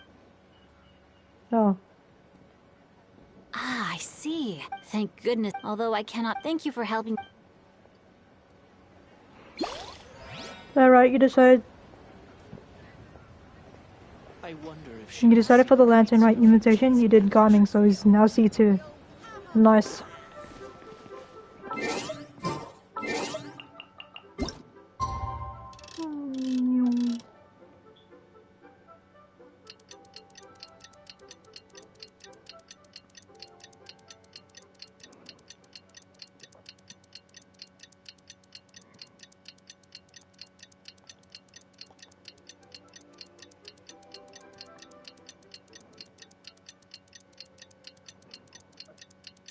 Wait, you did the story.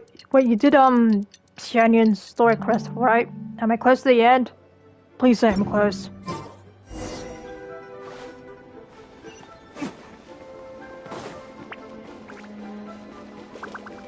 Birdie! Please let it end. Let me sleep.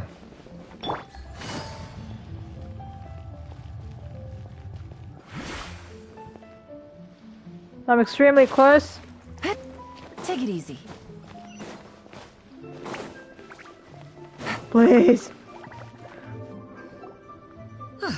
Your concerns are excessive and unfounded. This is but a simple collection of ordinary valuables. Such intense scrutiny is hardly necessary. To be quite honest, your insistence on that fact is my primary cause for concern. In what way are any of these ordinary? Every single item here could be worth more than everything I own combined. I simply can't risk shelling out that kind of mora without proper scrutiny. If I'm wrong, I would never be able to earn it back, not even if I worked every single day for the rest of my life. I have to be careful. Yes, you can never be too careful. We're here, Clow. Miss Shanyun, what are you guys arguing about? Ah, perfect timing. This ignoramus is questioning the authenticity of my wares. Ignoramus. I'll have you know, these items have remained untouched in my personal collection for several hundred years. To question their legitimacy is pure folly. Several hundred years? Indeed. They're family heirlooms, you see. Passed down over many generations, as families are wont to do. Yep, they've definitely been around a while. We can vouch for her on that one. Hear that? Had I not found myself in need of mora, I would scarcely have had the heart to part with them. Indeed, you should consider it an honor to even have the opportunity to behold them with your own eyes. Doubt their authenticity any further, and I may just decide to take them to another buyer. Whoa, please don't go!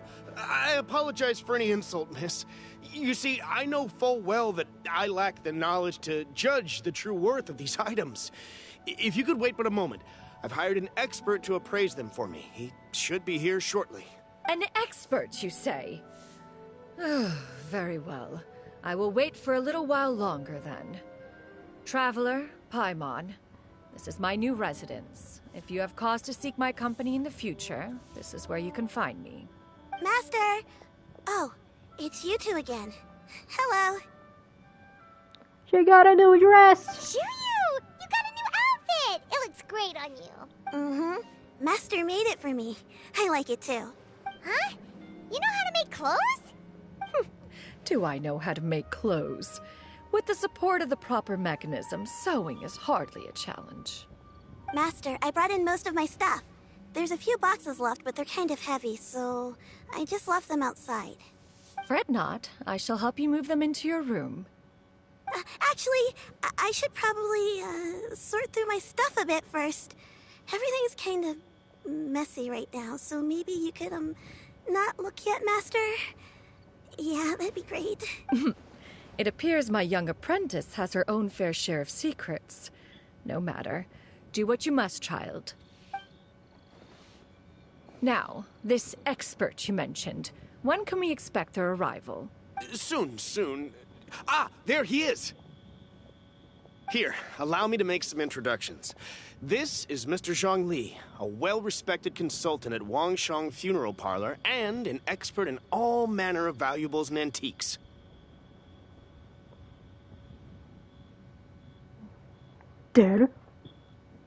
Sir?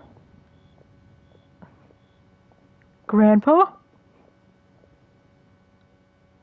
More ass. Mr. Zhang Li, this is Miss Shenyun. She's the one who's looking to sell the collection of valuables I mentioned earlier. Huh.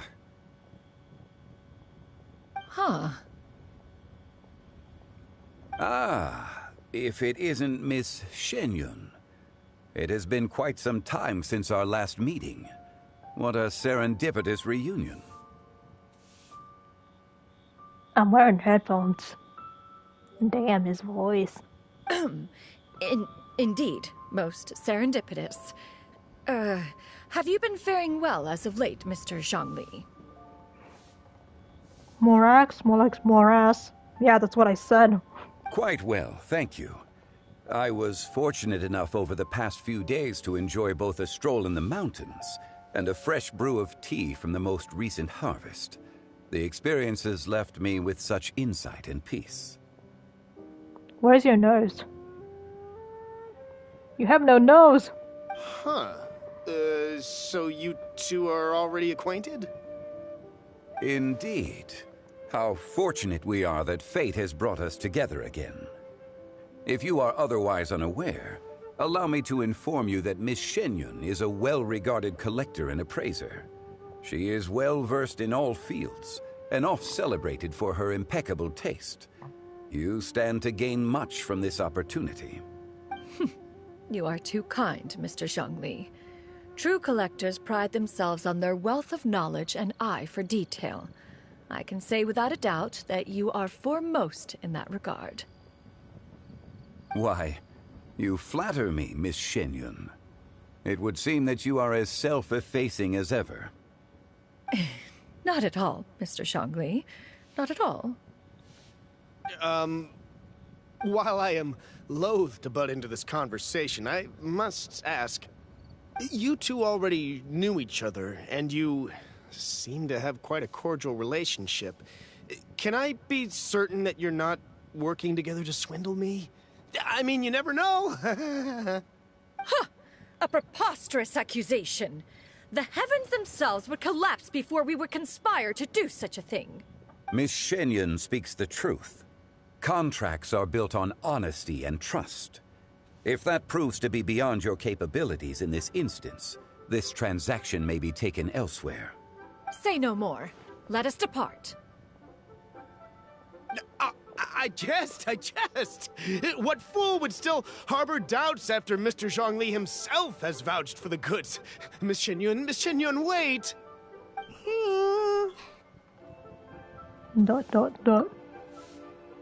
Ellipses. I deeply apologize for doubting you.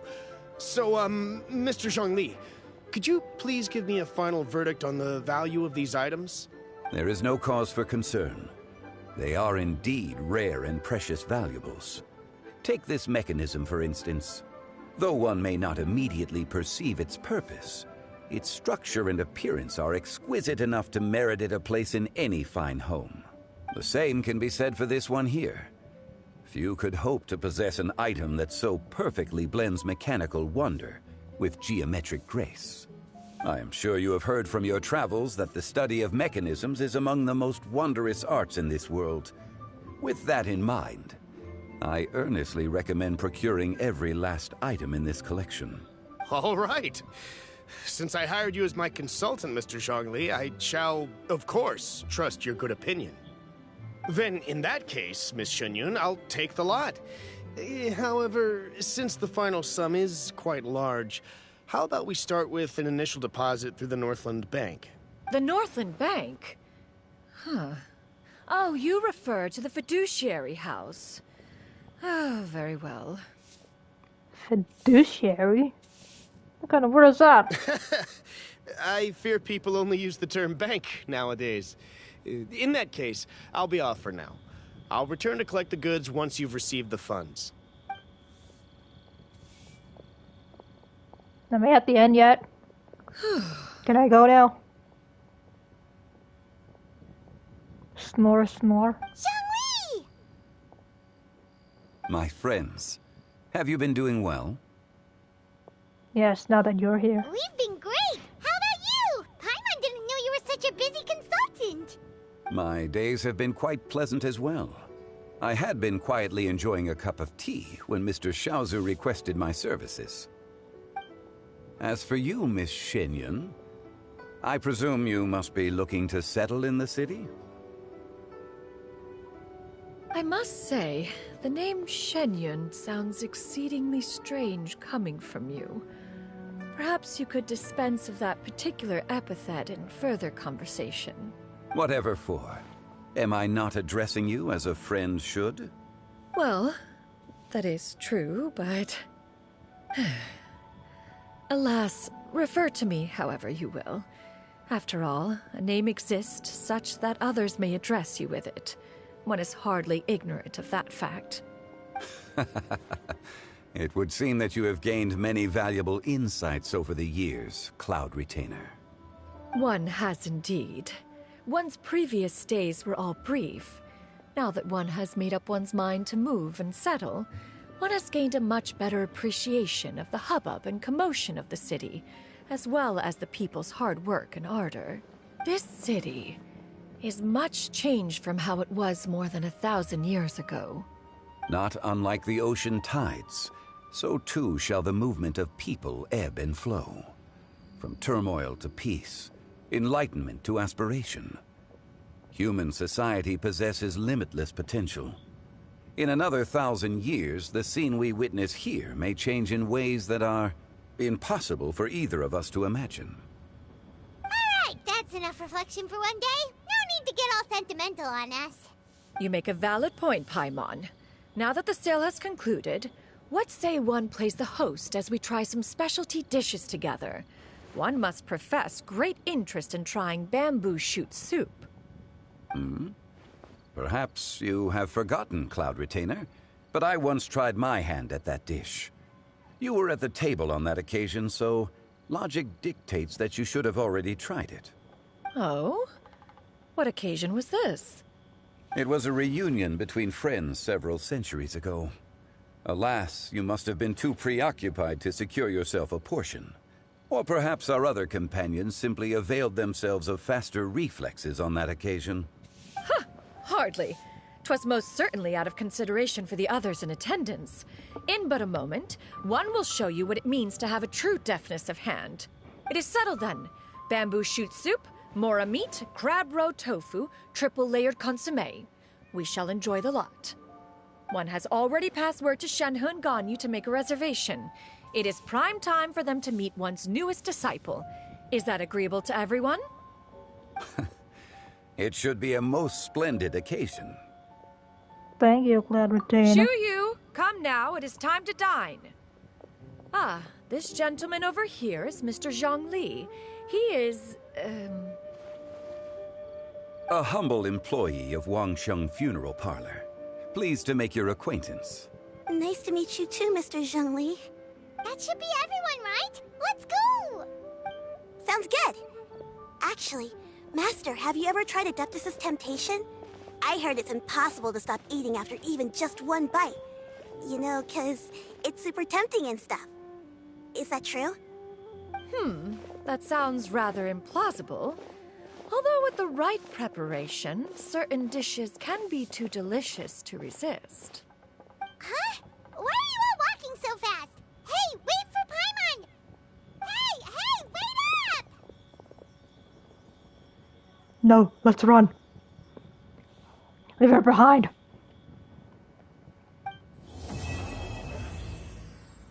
Oh, we got it in, and finally! Why not treat yourself to a seasonal gift instead?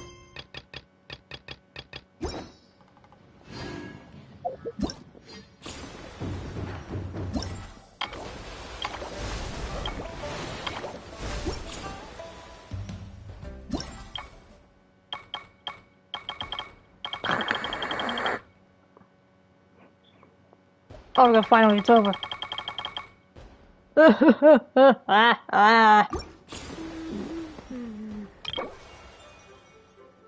God damn it. God damn it.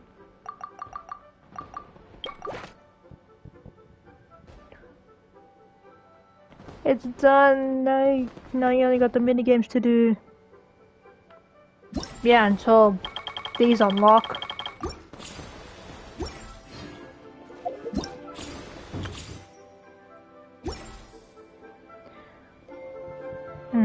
Do you want me to... Adventurer. What floor are you having trouble on?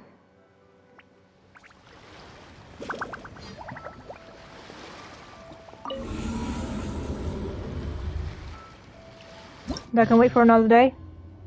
But which one?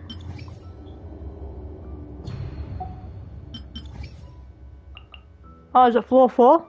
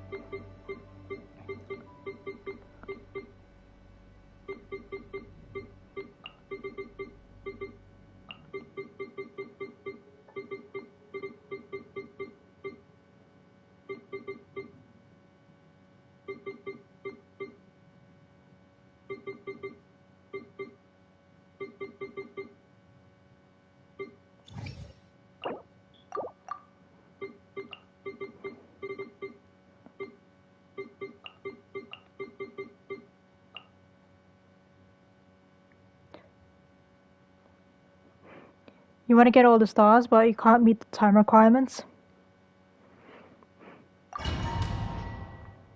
They probably don't have their, artifacts. So what you can do...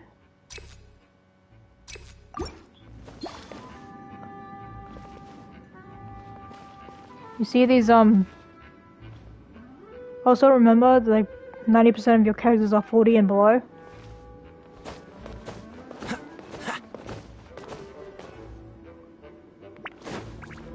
Okay, well, I'm gonna try and see. Cool it. I'm going in! Just like we rehearsed! Let's spark things up. This one will be frozen in time. Heat up! Heat! Deep up! Freeze! Teamwork is dreamwork! Try this on the side. Don't get frostbite. Dodge this.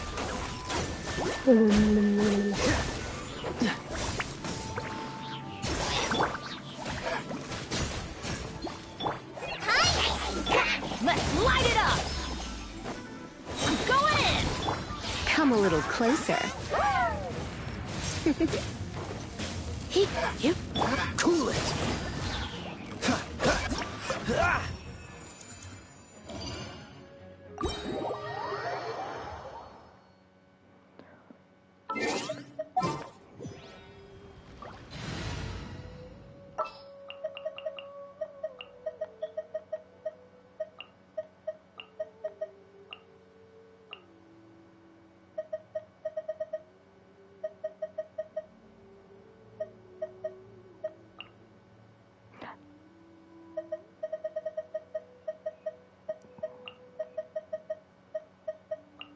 I'll ensure your safety. Imagine Collier's, artifacts, level, and talents all need to be leveled up, and it's gonna be a slog to try and get everyone up to snuff.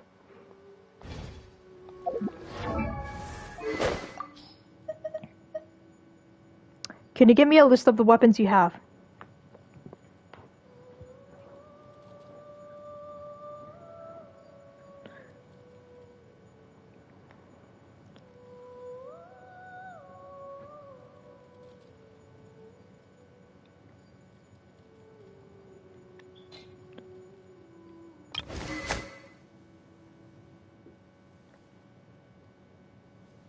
Okay, so not right now.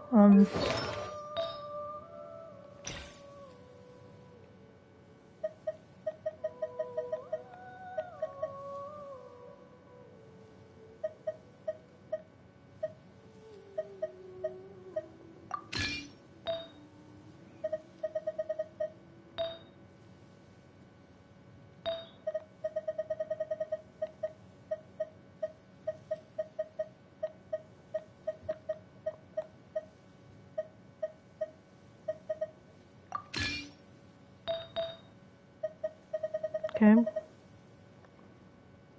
Tomorrow you can give a list? Alright.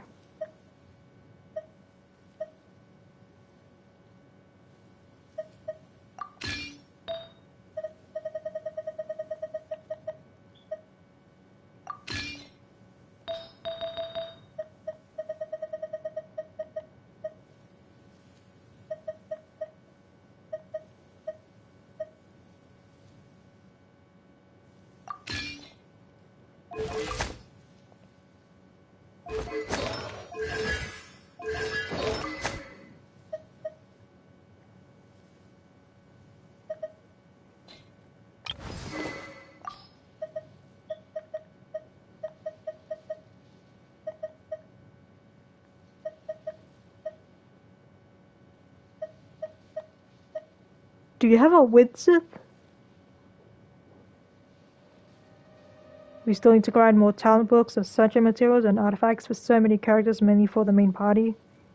You desperately want to ascend Yanfei and Barbara. Let's see.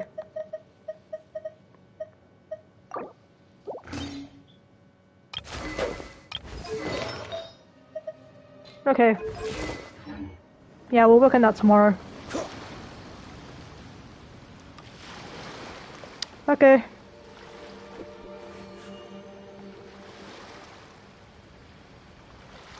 Yeah. A Widsith, you don't remember? Yeah, we'll figure it all out later, or sometime. Right now, I'm gonna go sleep. I didn't know you were such a slacker. Indeed.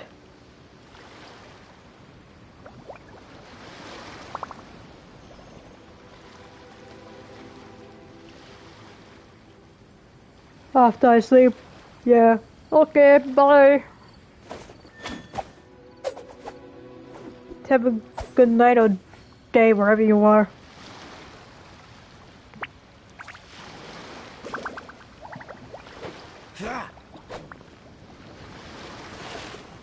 Night. Actually, it's like 2 in the afternoon. I've been awake since yesterday.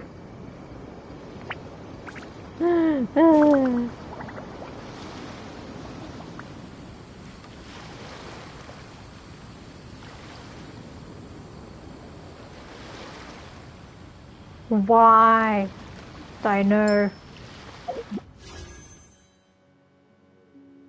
Caca! Damn. It didn't work.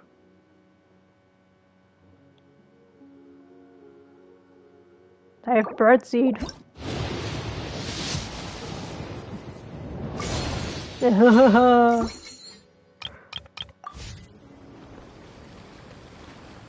Okay.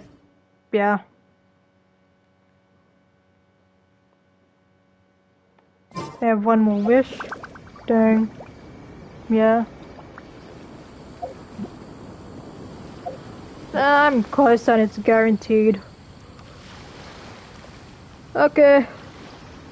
Bye.